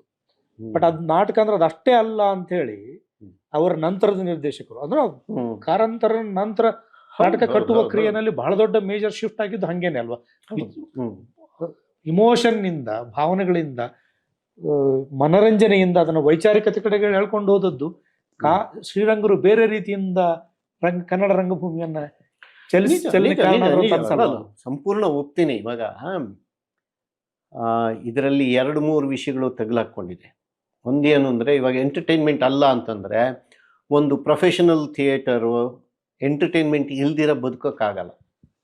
1 ಗಂಟೆ ಅರ್ಧ ಗಂಟೆ ನಾಟಕ ಮಾಡಿಕೊಂಡು ಮಾಡೋಕ್ಕಾಗಿರಲ್ಲ. ಶ್ರೀರಂಗರ ಪಾಯಿಂಟ್ ಏನಾಗಿತ್ತು ಅಂದ್ರೆ, ರಂಗಭೂಮಿ ಅನ್ನೋದು ಮನರಂಜನೆ ಮಾತ್ರ ಅಲ್ಲ, ಹೌದು, ಮನರಂಜನೆಯ ಜೊತೆಗೆ ವಿವೇಕ ವಿವೇಚನೆ ಕೂಡ, ವಿಚಾರಗಳನ್ನು ಕೂಡ ಟ್ರಾನ್ಸ್ಫರ್ ಮಾಡ್ಲಿಕ್ಕೆ. ಹೌದು. ಆದ್ರೆ ನಮ್ಮ ದುರಂತಗಳು ಯಾವ್ಯಾವ ರೀತಿಗಳಲ್ಲಾಗಿರುತ್ತೆ ಅನ್ನೋದಕ್ಕೆ ಹೇಳ್ತೀನಿ. ಇವಾಗ ಇದೇ ಧೋರಣೆ, ಇದೇ ಕ್ರಮ ಅಂತ ಅಲ್ಲ, ಈ ಧೋರಣೆ ಇವಾಗ ಬ್ರೆಕ್ಟ್ಗೂ ಕೂಡ ಇತ್ತು. ಹೌದು, ಬರಿಯ ಭಾವುಕತೆಯಲ್ಲಿ ಮುಳುಗಬಾರ್ದು ಅನ್ನೋದು. ಆದರೆ ನಾವು ಬ್ರೆಕ್ಟನ್ನ ಮತ್ತೆ ಭಾರತೀಯ ರಂಗಭೂಮಿಗೆ ತಗೊಂಡ್ಬಂದಾಗ ಏನ್ ಮಾಡಿದ್ವಿ ಅಂದ್ರೆ, ಅದನ್ನ ಇನ್ನೊಂದು ರೀತಿಯ ಎಂಟರ್ಟೈನ್ಮೆಂಟ್ ಆಗಿ ಮಾತ್ರ ಉಪಯೋಗಿಸ್ತೀವಿ. ಹೌದು, ಮುಖ್ಯ ಆಯ್ತಲ್ಲ ದೇಹಕ್ಕಿಂತ. ಎರಡನೇದು, ಇದನ್ನೆಲ್ಲ ಬಿಟ್ಬಿಟ್ಟು ಇವಾಗ ಅಸಂಗತ ನಾಟಕಗಳನ್ನ ಮಾಡ್ತಾ ಇದ್ದ ಕಾಲದಲ್ಲಿ ನಾರತ್ನ ಅವರು ಬರೆದಿದ್ದು ಅಥವಾ ಚಂದ್ರಶೇಖರ್ ಪಾಟೀಲ್ ಬರೆದಿದ್ರು, ಇಂಥವರೆಲ್ಲ ಬರೆದಾಗಿನ ಅಸಂಗತ ನಾಟಕಗಳನ್ನ ನಾವಿವತ್ತು ಪುನಃ ಅಷ್ಟೇ ಜೋಶ್ನಲ್ಲಿ ಮಾಡೋಕ್ಕಾಗತ್ತಾ ಇಲ್ವ? ನನಗಂತೂ ತುಂಬ ಅನುಮಾನ ಇದೆ. ಮಾಡಿದ್ದಾರೆ, ಮಾಡೇ ಇಲ್ಲ ಅಂತಲ್ಲ. ಆದರೆ ಇವರುಗಳಿಗೆಲ್ಲ ಇನ್ನೊಂದು ಮೂಲ ಮಾತೃಕೆಯ ರೀತಿಯಲ್ಲಿ ತಯಾರು ಮಾಡಿಕೊಟ್ಟಿದ್ನಲ್ಲ, ಆ ಬೆಕೆಟ್ನ ವೇಟಿಂಗ್ ಫಾರ್ ಗಾಡೋ ಅಂತ ನಾಟಕವನ್ನ ಒಬ್ಬ ರಘುನಂದನ್ ಮಾಡಿಸಿದಾಗ, ಅನಾಹುತ ಮಾಡಿಸಿದಾಗ, ಅದು ನಾವು ಯಾವುದೋ ಕಾಲದಲ್ಲಿ 50 ವರ್ಷದ ಹಿಂದೆ ನೋಡಿದ್ದ ಅಸಂಗತ ನಾಟಕದ ರೀತಿ ಅಲ್ವೇ ಅಲ್ಲ. ಆ ಬೆಳವಣಿಗೆ ಯಾವಾಗ ಸಾಧ್ಯ ಆಗಿರುತ್ತೆ ಅಂದರೆ, ಒಂದು ಬೈ ಯುವರ್ ಕ್ರಿಯೇಟಿವ್ ಇಮ್ಯಾಜಿನೇಷನ್. ನಿಮಗೆ ನಾಟಕ ಮಾಡುವವರಿಗೆ, ನಿರ್ದೇಶಕನಿಗೆ ಮತ್ತು ನಟರಿಗೆ ಆ ರೀತಿ ಹೊಸದಾಗಿ ಕಲ್ಪಿಸಿಕೊಳ್ಳೋ ಯೋಗ್ಯತೆ ಇದ್ದಿರಬೇಕು. ಅದು ಅಚಾನಕ್ಕಾಗಿ ಬಂದ್ಬಿಡೋದಿಲ್ಲ, ಅದಕ್ಕೊಂದು ಟ್ರೈನಿಂಗ್ ಬೇಕು. ಆ ರೀತಿಯಾದಂತಹ ಥಿಯೇಟ್ರಿಕಲ್ ಟ್ರೈನಿಂಗ್ ಬರ್ತಾ ಬರ್ತಾ ಕಡಿಮೆ ಆಗ್ಬಿಟ್ಟಿದೆ. ಇದರ ಪ್ರಮಾಣ ಜಾಸ್ತಿ ಆದಷ್ಟು ಕೂಡ ಇದರ ಗುಣಮಟ್ಟ ಹಾಗೆ ಆಗಿದೆ ಅಂತ ಹೇಳೋದು ಬಹಳ ಕಷ್ಟ. ನನ್ನ ಕೈನಲ್ಲಂತೂ ಸಾಧ್ಯ ಇಲ್ಲ. ಯಾಕೆಂದರೆ ಈ ರಂಗ ಶಿಕ್ಷಣದವರ ಜೊತೆಯಲ್ಲಿ ನಾನು ಕೂಡ ಸಾಮಾನ್ಯವಾಗಿ ಸಂಸ್ಕೃತ ನಾಟಕ ಮತ್ತೊಂದು ಅಂತಾರೆ, ಅದರಿಂದಾಗಿ ಅವ್ರ ಜೊತೆಯಲ್ಲಿ ಸಂಪರ್ಕ ಇಟ್ಕೊಂಡಿದ್ದೀನಿ. ಇನ್ನೊಂದು ಕಡೆಯಲ್ಲಿ ಏನಾಗಿದೆ, ಇವಾಗ ರೆಪರ್ಟ್ರಿಗಳು ಬಂದು, ಒಂದು ರೆಪರ್ಟ್ರಿ ಇದ್ದಿದ್ದು 5 ರೆಪರ್ಟ್ರಿ ಆಯಿತು, 5 ರೀತಿಯಲ್ಲಿ ನಾಟಕ ಮಾಡಬೇಕು ಅಂದರು, ಎಲ್ಲ ಸರಿಯೇ ಸಂತೋಷ. ಆದರೆ ಇದೆಲ್ಲದರಲ್ಲಿ ಒಬ್ಬ ಕಾರಂತರಿಗೆ ಒಂದು ರಂಗಾಯಣ ಕಟ್ಟೋದಕ್ಕಾಗಿರುತ್ತೆ. ಆದರೆ ಒಂದು ರಂಗಾಯಣ ಬರೀ ಒಬ್ಬ ಕಾರಂತರನ್ನ ಇಟ್ಕೊಂಡು ಕೆಲಸ ಮಾಡೋಕ್ಕಾಗಿರಲ್ಲ. ಅಲ್ಲಿ ಆಮೇಲೆ ಪ್ರಸನ್ನನು ಬರ್ತಾರೆ, ಜಂಬೆ ಬರ್ತಾರೆ, ಮತ್ತೊಬ್ಬರು ಬರ್ತಾರೆ, ಮಗದೊಬ್ಬರು ಬರ್ತಾರೆ, ಜಯಶ್ರೀ ಬರ್ತಾರೆ. ಇವರೆಲ್ಲರಿಗೂ ಕೂಡ ಇದೇ ರೀತಿಯಾದಂತಹ ನಟನೆಯ ತರಬೇತಿ ಪಡೆದವರೇ ಕೆಲಸ ಮಾಡೋಕ್ಕಾಗುತ್ತಾ? ಆಗಲ್ಲ ಅದು. ಅಂದರೆ ನನಗೆ ಬೇಕಾದಂತಹ ರೀತಿಯಲ್ಲಿ ಕಟ್ಕೊಳ್ಳೋ ತಂಡವನ್ನು ಕಟ್ಕೊಂಡು ಅದಕ್ಕೆ ನೀನು ಅನುದಾನ ಕೊಡು ಅಂತ ಕೇಳೋ ಸ್ಥಿತಿಯಲ್ಲಿ ನಾವಿದೀವ? ಇಲ್ಲ. ಹಾಗಿದ್ರೆ ಈ ಹೊಸ ಪ್ರತಿಭೆನು when it is a team work and when the entire team has to be creative, ಅದಕ್ಕೆ ಬೇಕಾಗಿರುವಂತಹ ಪರಿಸರ ಏನಾಗಿರಬೇಕು? ಆಯ್ತಪ್ಪ, ಇವಾಗ ಯಕ್ಷಗಾನದ್ದೇನೇ ರೆಪರೆಟ್ರಿ, ಯಕ್ಷಗಾನವನ್ನು ಆಧರಿಸಿದ ನಾಟಕಕ್ಕೆ ಅಂತಲೇ ಒಂದು ರೆಪರೆಟ್ರಿ ಇದೆ. ಇವಾಗ ನಮ್ಮ ಐತಾಳರು ಅದಕ್ಕೆ ಇದರಾಗಿದ್ದಾರೆ, ನಿರ್ದೇಶಕರಾಗಿದ್ದಾರೆ. ಇವಾಗ ಐತಾಳರಿಗೆ ತಮಗೆ ಹೇಗೆ ಬೇಕೋ ಆ ರೀತಿಯ ಇಡೀ ಟ್ರೈನಿಂಗನ್ನು ಕೊಡೋದಕ್ಕೆ ಸಾಧ್ಯ ಆಗಿರುತ್ತಾ? ಅವರಷ್ಟನ್ನು ಕಟ್ಕೊಳ್ಳೋಷ್ಟೊತ್ತಿಗೆ ಅವ್ರ ಟರ್ಮೇ ಮುಗಿದೋಗ್ಬಿಟ್ಟಿರುತ್ತೆ. ಯಕ್ಷಗಾನವನ್ನು ಬಳಸಿ ನಾಟಕವನ್ನು ಮಾಡುವ ಕ್ರಮ ಕಳೆದ 50 ವರ್ಷಗಳಲ್ಲಿ ಬೇಕಾದ ಹಾಗೆ ಬಂದಿದೆ ಅಲ್ವಾ? ಬರ್ನಮ್ಮನ ಮಾಡಿಸಿದ್ರಲ್ಲ ಹಿಂದಿನಲ್ಲಿ ಕಾರಂತರು, ಆ ಕಾಲದಿಂದ ಹಿಡಿದು ಇವತ್ತಿನವರೆಗೆ, ಅದು ಗೋಪಾಲಕೃಷ್ಣ ಐರಿ ಇರಬಹುದು ಅಥವಾ ಇನ್ನು ಅನೇಕ ತುಂಬ ಜನ ಅವುಗಳನ್ನು ಬಳಸಿಕೊಂಡ್ರು.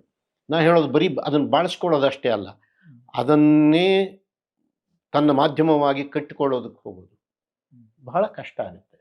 ಹಾಗಾಗಿ ಅದಕ್ಕೆ ಸಾತತ್ಯ ಬೇಕಿಲ್ವೇ? ಅಥವಾ ಟ್ರೈನಿಂಗ್ ಅಂತನ್ನೋದು ಪ್ರತಿಯೊಂದು ಕಡೆಗೂ ತಾನು ಒಗ್ಗಿಕೊಳ್ಳೋದಕ್ಕೆ ಆಗುವಂತಹ ನಟರನ್ನು ಮಾಡಬೇಕೆ, ಅಥವಾ ತಮಗೆ ಬೇಕಾದ ನಟರನ್ನು ತಾವೇ ನಿರ್ದೇಶಕರು ಮಾಡಿಕೊಳ್ಬೇಕೆ? ಇಂಥದ್ದು ಅನೇಕ ಪ್ರಶ್ನೆಗಳಿದ್ದಾವೆ. ಇದಕ್ಕೇನು ಸಲೀಸಾದ ಉತ್ತರಗಳಿಲ್ಲ. ಹಿಂದೆ ಆಗಿದ್ದಂತಹ ಪ್ರಯೋಗಗಳೆಲ್ಲ ಇದೆ. ಇವಾಗ ಸ್ಟಾನ್ಸ್ಲವಿಸ್ಕಿ ಒಂದೇ ಸ್ಕೂಲ್, ಅಂದರೆ ಸ್ಕೂಲ್ ಅಂತಂದರೆ ಒಂದು ವಿಧಾನವನ್ನು ಹೇಳಿದ್ದಷ್ಟೇ ಅಲ್ಲ, ಅದನ್ನು ಪ್ರಾಕ್ಟೀಸ್ ಮಾಡೋದಕ್ಕೆ ಒಂದೊಂದು ತಂಡ ಇತ್ತು. ಆ ಥರದ್ದು ಇವತ್ತು ಬೇರೆ ದೇಶಗಳಲ್ಲಿ ಯಾವುದನ್ನ ಅಭಿವೃದ್ಧಿಗೊಂಡಿರುವ ದೇಶಗಳು ಇದರ ಮೇಲೆ ದುಡ್ಡು ಹಾಕಬಲ್ಲವು ಅಂತಿದೆಯೋ ಅಲ್ಲೂ ಕೂಡ ಸಾಧ್ಯ ಆಗ್ತಾ ಇಲ್ಲ. ಅದರಿಂದ ನನಗೂ ಅನಿಸೋದು, ಅಂದರೆ ನಾನು ಈ ರಂಗಶಿಕ್ಷಣದ ಒಳಗಡೆಗೆ ಹೊರಗಿನವನಾಗಿ ಒಳಗಡೆಗೆ ಹೋಗಿ ಬಂದು ಮಾಡಿ ಇವುಗಳನ್ನು ನೋಡಿದ್ರಲ್ಲಿ ಇವುಗಳಿಗೆಲ್ಲ ಮೂಲಭೂತವಾದ ಕೆಲವು ಕಲಾ ಮೀಮಾಂಸೆಯ ಒಂದು ತಂಡನೂ ಕೂಡ ಸಿದ್ಧ ಆಗ್ತಾ ಹೋಗಿರಬೇಕು. ಅದರ ಜೊತೆಗೆ ಸತತವಾಗಿ ಒಂದು ಸಂಪರ್ಕ ಸಾಧ್ಯ ಆಗಿರಬೇಕು. ಇದು ಇವಾಗ KV ಸುಬ್ಬಣ್ಣ ನಾಟಕ ಶಾಲೆಯನ್ನು ಮಾಡ್ತಾರೆ ಅಂದರೆ ಅವ್ರು ಬರೀ ನಾಟಕ ಶಾಲೆ ಮಾಡಲಿಲ್ಲ. ಅದ್ರ ಜೊತೆ ಶ್ರೀರಂಗನ್ ಕೇಳಿದ್ರು, ನೀವು ನಾಟ್ಯಶಾಸ್ತ್ರ ಮಾಡಿಕೊಡಿ, ಅಥವಾ ಬೇರೆ ಒಬ್ಬ ಕನ್ನಯ್ಯಲಾಲ್ ಅಂತವ್ರನ್ನ ಕರೆಸಿದ್ರು, ಅವರನ್ನು ಮಾಡಿಸಿದ್ರು, ಹಿಂಗೆಲ್ಲಿಂದಲೋ ಕರೆಸಿದ್ರು, ಮಾಡಿಸಿದ್ರು. ಮತ್ತು ಅದು 1 ವರ್ಷ ಕಲಿತಾರೆ, 1-2 ವರ್ಷ ತಿರುಗಾಟದಲ್ಲಿ ಇರ್ತಾರೆ, ಆಮೇಲೆ ಅವ್ರು ಹೋಗಿ ಬೇರೆ ಬೇರೆ ಇದನ್ನು ಮಾಡ್ತಾರೆ. ಇದು ಒಂದು ಮಾಡೆಲ್ಲು. ಆದರೆ ಹಾಗೆ ಇವತ್ತು ಹೊಸದಾಗಿ ಯೋಚನೆ ಮಾಡಿ ಇದೊಂದು ಕಲಿಯುವಂಥದ್ದು ಜಾಗ, ಇದು ಸ್ಥಿರವಾಗಿ ಇವರುಗಳೇ ಇದ್ದು ಬಿಡುವಂಥದ್ದಲ್ಲ ಅಂತ ಮಾಡೋದಕ್ಕೆ ಸಾಧ್ಯನಾ? ಆದರೆ ಆ ತಯಾರಿಗಳಿದ್ವಲ್ಲ, ಅದಕ್ಕೆ ಬೇಕಾದ ಪುಸ್ತಕಗಳನ್ನ ಮಾಡಿಸ್ಬೇಕು, ಅದಕ್ಕೆ ಬೇಕಾಗಿರುವಂಥ, ಇವಾಗ ನನ್ನನ್ನು ಕರೆಯೋರು ಶ್ರೀರಂಗರಿಂದ ಹಿಡಿದು ನನ್ನಂಥವ್ರವರೆಗೂ ಕೂಡ ಬೇರೆ ಬೇರೆಯವರು ನಾವು ಅಲ್ಲಿ ಹೋಗಿ ಇಂಟ್ರ್ಯಾಕ್ಟ್ ಮಾಡುವಂಥದ್ದು ಇದ್ರು. ಎಲ್ಲ ಥರದವರು, ಇಂಗ್ಲೀಷ್ ಗೊತ್ತಿರೋರು ಇದ್ದರು, ಸಂಗೀತ ಗೊತ್ತಿರೋರು ಇದ್ದರು, ಬೇರೆ ಚಿತ್ರಕಲೆ ಗೊತ್ತಿರೋವಂಥವ್ರು ಇದ್ದರು.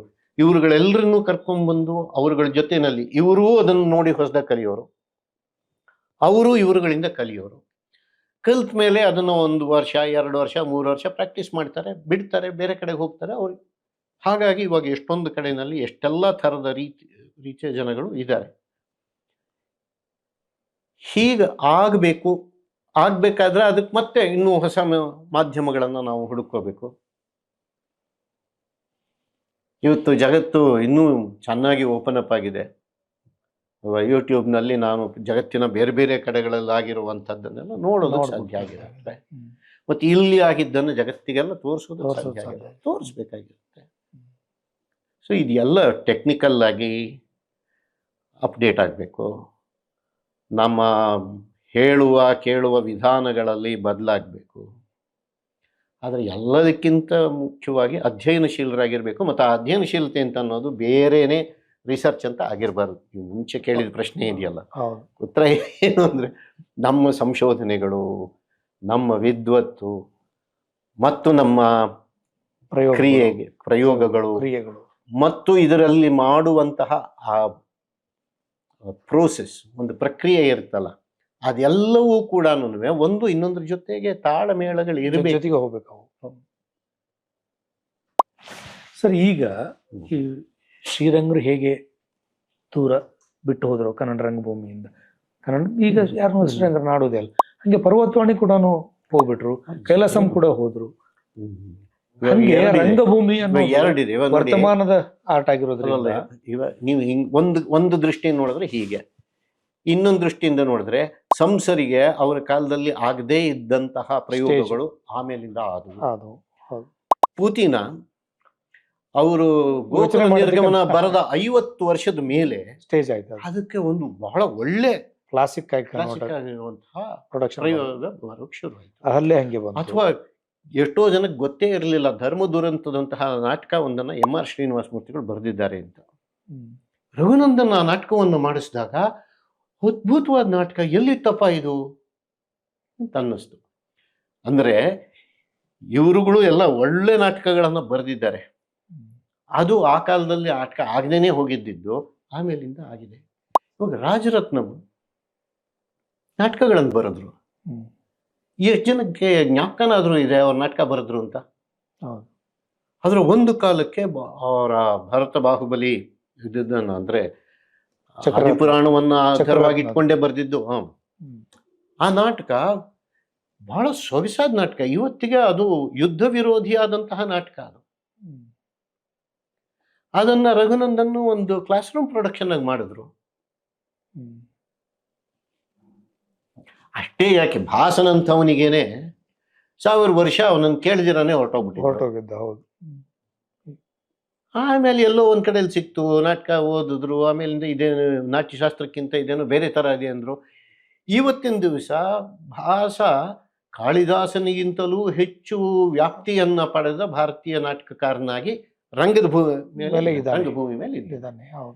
ಇದನ್ನ ನಾವು ಹುಡುಕಿಕೊಳ್ಳೋದ್ರಲ್ಲಿ ಇರುತ್ತೆ. ಮತ್ತೆ ಕೆಲವು ಫಿಕ್ಸೇಷನ್ಸ್ ಇದ್ಬಿಡ್ತು.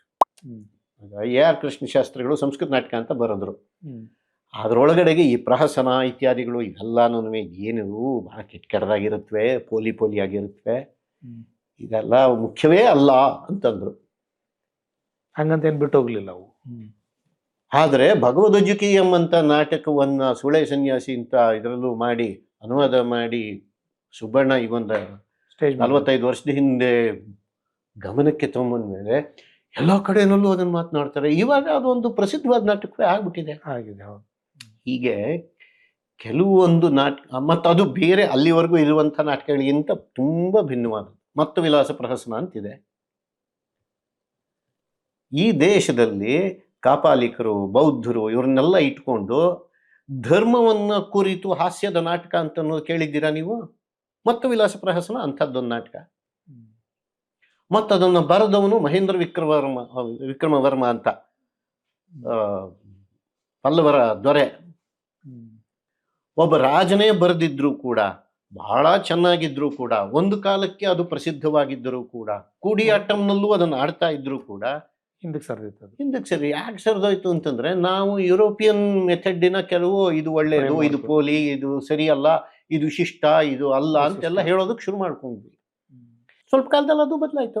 ಇವ್ರು ಬರೋದಕ್ಕೆ ಮುಂಚೆ ರತ್ನಾವಳಿ ಬಹಳ ಪ್ರಸಿದ್ಧವಾದ ನಾಟಕ ಆಗಿತ್ತು. ಶ್ರೀಹರ್ಷನ ರತ್ನಾವಳಿ ಪ್ರಸಿದ್ಧವಾದ ನಾಟಕ. ಎಷ್ಟರ ಮಟ್ಟಿಗೆ ಅಂದ್ರೆ ವರದಾಚಾರ್ಯರು ಅವರ ಥಿಯೇಟ್ರಿಗೇನೆ ರತ್ನಾವಳಿ ಥಿಯೇಟರ್ ಅಂತ ಹೆಸರು ಇಟ್ಕೊಂಡಿದ್ರು. ಅದನ್ನು ಆಧರಿಸ್ಕೊಂಡೇ ಕನ್ನಡದ ಗೊತ್ತಿರುವ ಬರದ ನಾಟಕ ಮಿತ್ರವಿಂದ ಗೋವಿಂದ ಬಂದಿರೋದು. ಆದರೆ ಇವತ್ತು ಯಾರು ರತ್ನಾವಳಿನ ಕೇಳ್ತಾರೆ?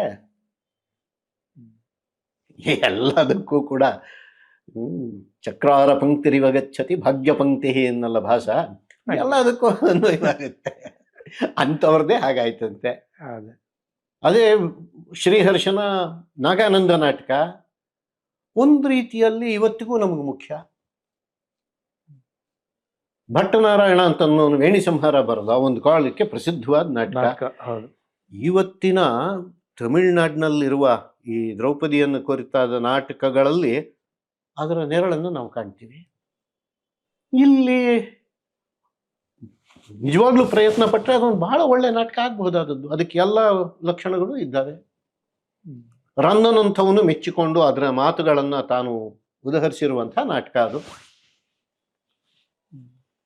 ದೈವಾಯತ್ತಂ ಕುಲೇ ಜನ್ಮ ಮದಾಯತ್ತಂತು ಪೌರುಷಂ. ಜಾತಿ ಅನ್ನೋದೇನಯ್ಯ, ಎಲ್ಲೋ ಅದೃಷ್ಟದಿಂದ ಬರುತ್ತೆ, ಪೌರುಷ ನನ್ನ ಕೈನಲ್ಲಿದೆ ತೋರಿಸ್ತೀನಿ, ನೀನೇ ನಾನು ಬ್ರಾಹ್ಮಣ ಅಂತ ನಾನು ಇದು ಮಾಡಬಾರ್ದು ಅಂತನ ತಗೋ ಎಂ ಜಾತಿ ವಿಸೃಷ್ಟ ಅಂತ ಸ್ಟೇಜ್ ಮೇಲೆ 1300 ವರ್ಷದ ಹಿಂದೆ ಸ್ಟೇಜ್ ಮೇಲೆ ಜನವರ ಕಿತ್ತು ಬಿಸಾಕುವಂತಹ ಅಶ್ವತ್ಥಾಮನ ಪಾತ್ರವನ್ನು ಸೃಷ್ಟಿ ಮಾಡಿದ ಭಟ್ಟನಾರಾಯಣ. ಅವನ ಮೇಲೆ ಬೇರೆಯವರು ಬೇಕಾದಷ್ಟು ಬರೆದಿದ್ದಾರೆ ಕೂಡ. ಆದರೆ ಇವತ್ತಿಗೆ ಪ್ರಸಿದ್ಧವಾದ ನಾಟಕ ಅಲ್ಲ. ಯಾಕೆಂದ್ರೆ ಮತ್ತೆ ನಾವು ನಮ್ಮ ದೇಶದಲ್ಲಿ ಯಾವುದು ಮುಖ್ಯ ಅಂತ ನೋಡ್ಕೊಳ್ಳುವಾಗಲೂ ಕೂಡ ನಮ್ಮ ಈ ಇಂಗ್ಲಿಷ್ ಎಜುಕೇಶನ್ ಭಾಳ ದೊಡ್ಡ ಕೆಲಸ ಮಾಡಿಬಿಟ್ಟಿದೆ. ಇವಾಗ ಪಂಪನ ಬಗ್ಗೆನೆ ಆದಿಪುರಾಣದ ಎಷ್ಟು ಪ್ರತಿಗಳಿದ್ವು, ಆದರೆ ಪಂಪ ಭಾರತದ ಪ್ರತಿಗಳು ಎಷ್ಟಿದ್ವು? ಅಲ್ಲೆಲ್ಲೋ ಗುಜರಾತ್ನಲ್ಲಿ ಒಂದಿತ್ತು, ಇಲ್ಲೇ ಒಂದಿತ್ತು ಅಷ್ಟೇನೆ. ಆದರೆ ನಮ್ಗೆ ಇವತ್ತು ಪಂಪ ಭಾರತವೇ ಬಹಳ ಮುಖ್ಯವಾದದ್ದು. ಯಾಕೆಂದ್ರೆ ನಮ್ಮ ಕೆಲವು ಕಲ್ಪನೆಗಳಿಗೆ ಅದು ಹೊಂದುತ್ತೆ, ಅದರಿಂದ ಸೂಟ್ ಆಗುತ್ತೆ ಅದು ಅಂತ. ಸೊ ಯಾವುದು ಮುಖ್ಯ ಆಗಿರುತ್ತೆ ಅಂತ ಹೇಳೋದು ಬಹಳ ಕಷ್ಟ. ಸರ್, ನನಗೆ ಈ ಸಂಸ್ಕೃತ ರಂಗಭೂಮಿ ಅಂತ ಅನ್ನೋದು ಒಂದು ರಚಿತ ಲೇಖಕ ಕವಿ ಬರೆದ ಪಠ್ಯಗಳನ್ನು ಇಟ್ಕೊಂಡಿದ್ದ ಒಂದು ರಂಗಭೂಮಿ ಇದ್ದ ಕಾಲಕ್ಕೆ ದ್ರಾವಿಡ ರಂಗಭೂಮಿ ಅಂತ ಕೂಡ ಇತ್ತ. ರಂಗಭೂಮಿ ಅನ್ನೋದು ಒಂದು ಕಡೆಗಿತ್ತು, ನಾಟಕ ಅನ್ನೋದು ಇನ್ನೊಂದು ಕಡೆಗಿತ್ತು. ಒಂದು ಚೋದ್ಯ ಏನು ಅಂದರೆ, ಬರೆದ ನಾಟಕಗಳನ್ನು ಪಡೆದಂತಹ ಸಂಸ್ಕೃತದಲ್ಲಿ ಅಷ್ಟೇ ಪ್ರಬಲವಾದ ರಂಗಭೂಮಿ ಅಂತಿತ್ತು ಅಂತ ಹೇಳೋಕ್ಕಾಗಲ್ಲ.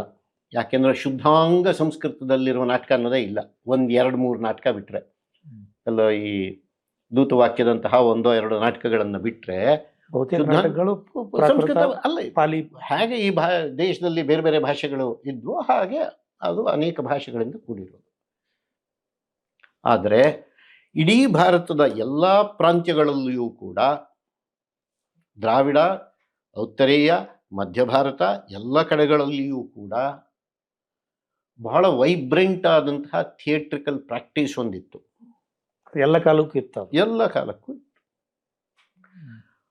ಮತ್ತು ಅದನ್ನು ನಾವು ಇವತ್ತು ಒಂದು ಪ್ರಸೀನಿಯಂ ಸ್ಟೇಜು ಅಲ್ಲಿ ಆಡೋದು ಹಾಗೆ ಅಂತಲೇ ಏನಲ್ಲ. ಹೌದು. ಮತ್ತೆ ಅವುಗಳಲ್ಲಿ ನೃತ್ಯವೇ ಪ್ರಧಾನವಾಗಿರುವಂಥದ್ದು ಇದ್ವು. ಇವಾಗ ಗೀತ ಗೋವಿಂದ ಇದೆ, ಜಯದೇವನ ಗೀತ ಗೋವಿಂದ ಇದೆ, ಅದು ಸಂಸ್ಕೃತದಲ್ಲಿ ಇದೆ. ಈ ದೇಶದ ಪಶ್ಚಿಮದ ಇವನು ಪೂರ್ವ ಭಾಗದಲ್ಲಿದ್ದವನು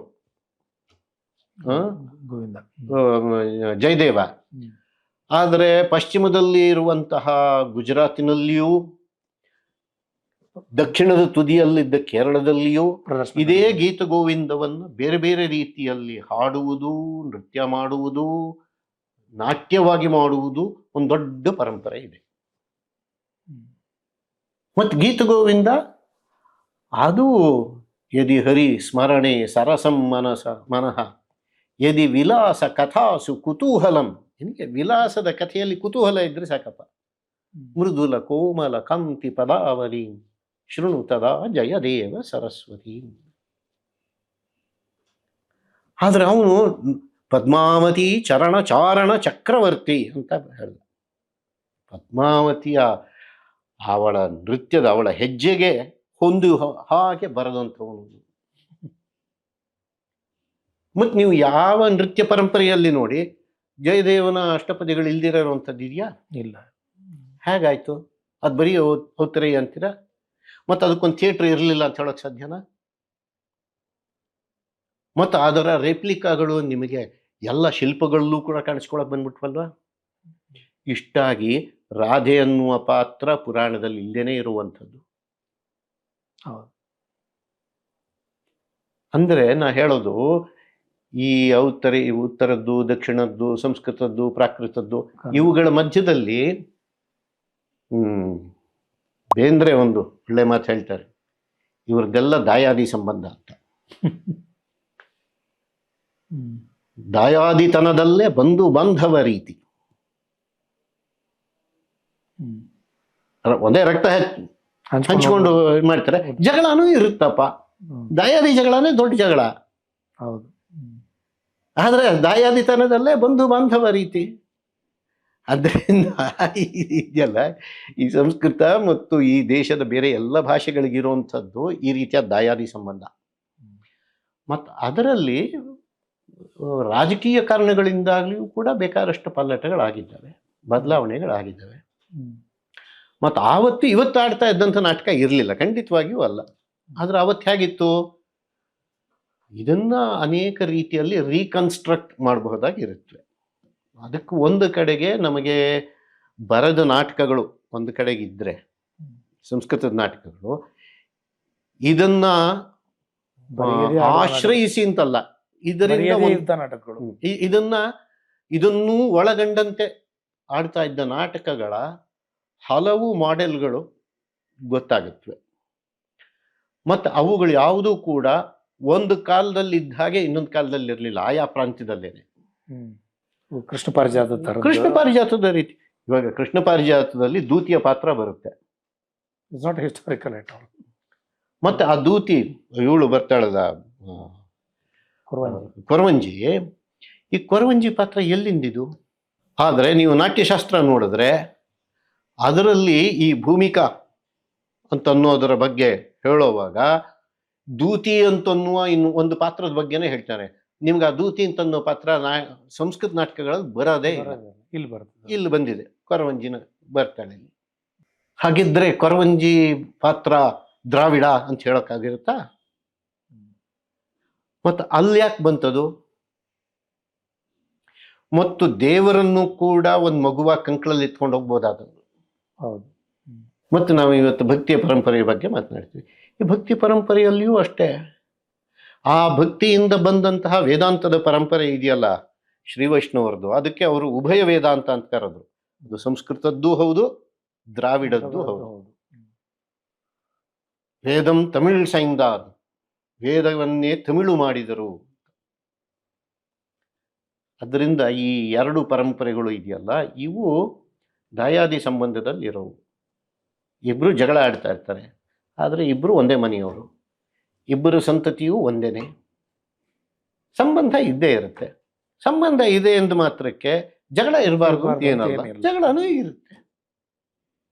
ಯಾಕೆಂದ್ರೆ ಅವ್ರು ಹಂಚಿಕೊಳ್ಳೋದು ಅದೇ ಆಸ್ತಿಯನ್ನ, ಅವರ ದಾಯ ಒಂದೇ ಆಗಿರುತ್ತೆ. ಮತ್ತು ಆ ದಾಯ ಬಹಳ ವಿಸ್ತಾರವಾಗಿಯೂ ಇದೆ, ಸಮೃದ್ಧವಾಗಿಯೂ ಇದೆ. ಅದಕ್ಕೆ ಅದಕ್ಕೆ ಜಗಳ ಆಡ್ತಾ ಇರ್ತಾರೆ. ಇಷ್ಟೊತ್ತು ರಂಗಭೂಮಿ ಬಗ್ಗೆ ಇದ್ರ ಬಗ್ಗೆ ನಿಮ್ಮ ಅನುಭವಗಳನ್ನ, ವಿಚಾರಗಳನ್ನ ಹಂಚಿಕೊಂಡ್ರಿ. ಇಷ್ಟೊಂದು ಟೈಮ್ ಕೊಟ್ಟೋದಕ್ಕೆ ನಾನು ಕೃತಜ್ಞತೆ. Thank you. ಅನೇಕ ವಿಷಯಗಳು ನಾನೇ ಯೋಚನೆ ಮಾಡಿದ ವಿಷಯಗಳು ಇವಾಗ ನಿಮ್ಮ ಮುಂದೆ ಯೋಚನೆ ಮಾಡೋದಕ್ಕೆ ಸಾಧ್ಯ ಆಯ್ತು. ನೀವು ಹಾಗೆ ಮಾಡಿಸಿದ್ದಕ್ಕೆ ಥ್ಯಾಂಕ್ ಯು.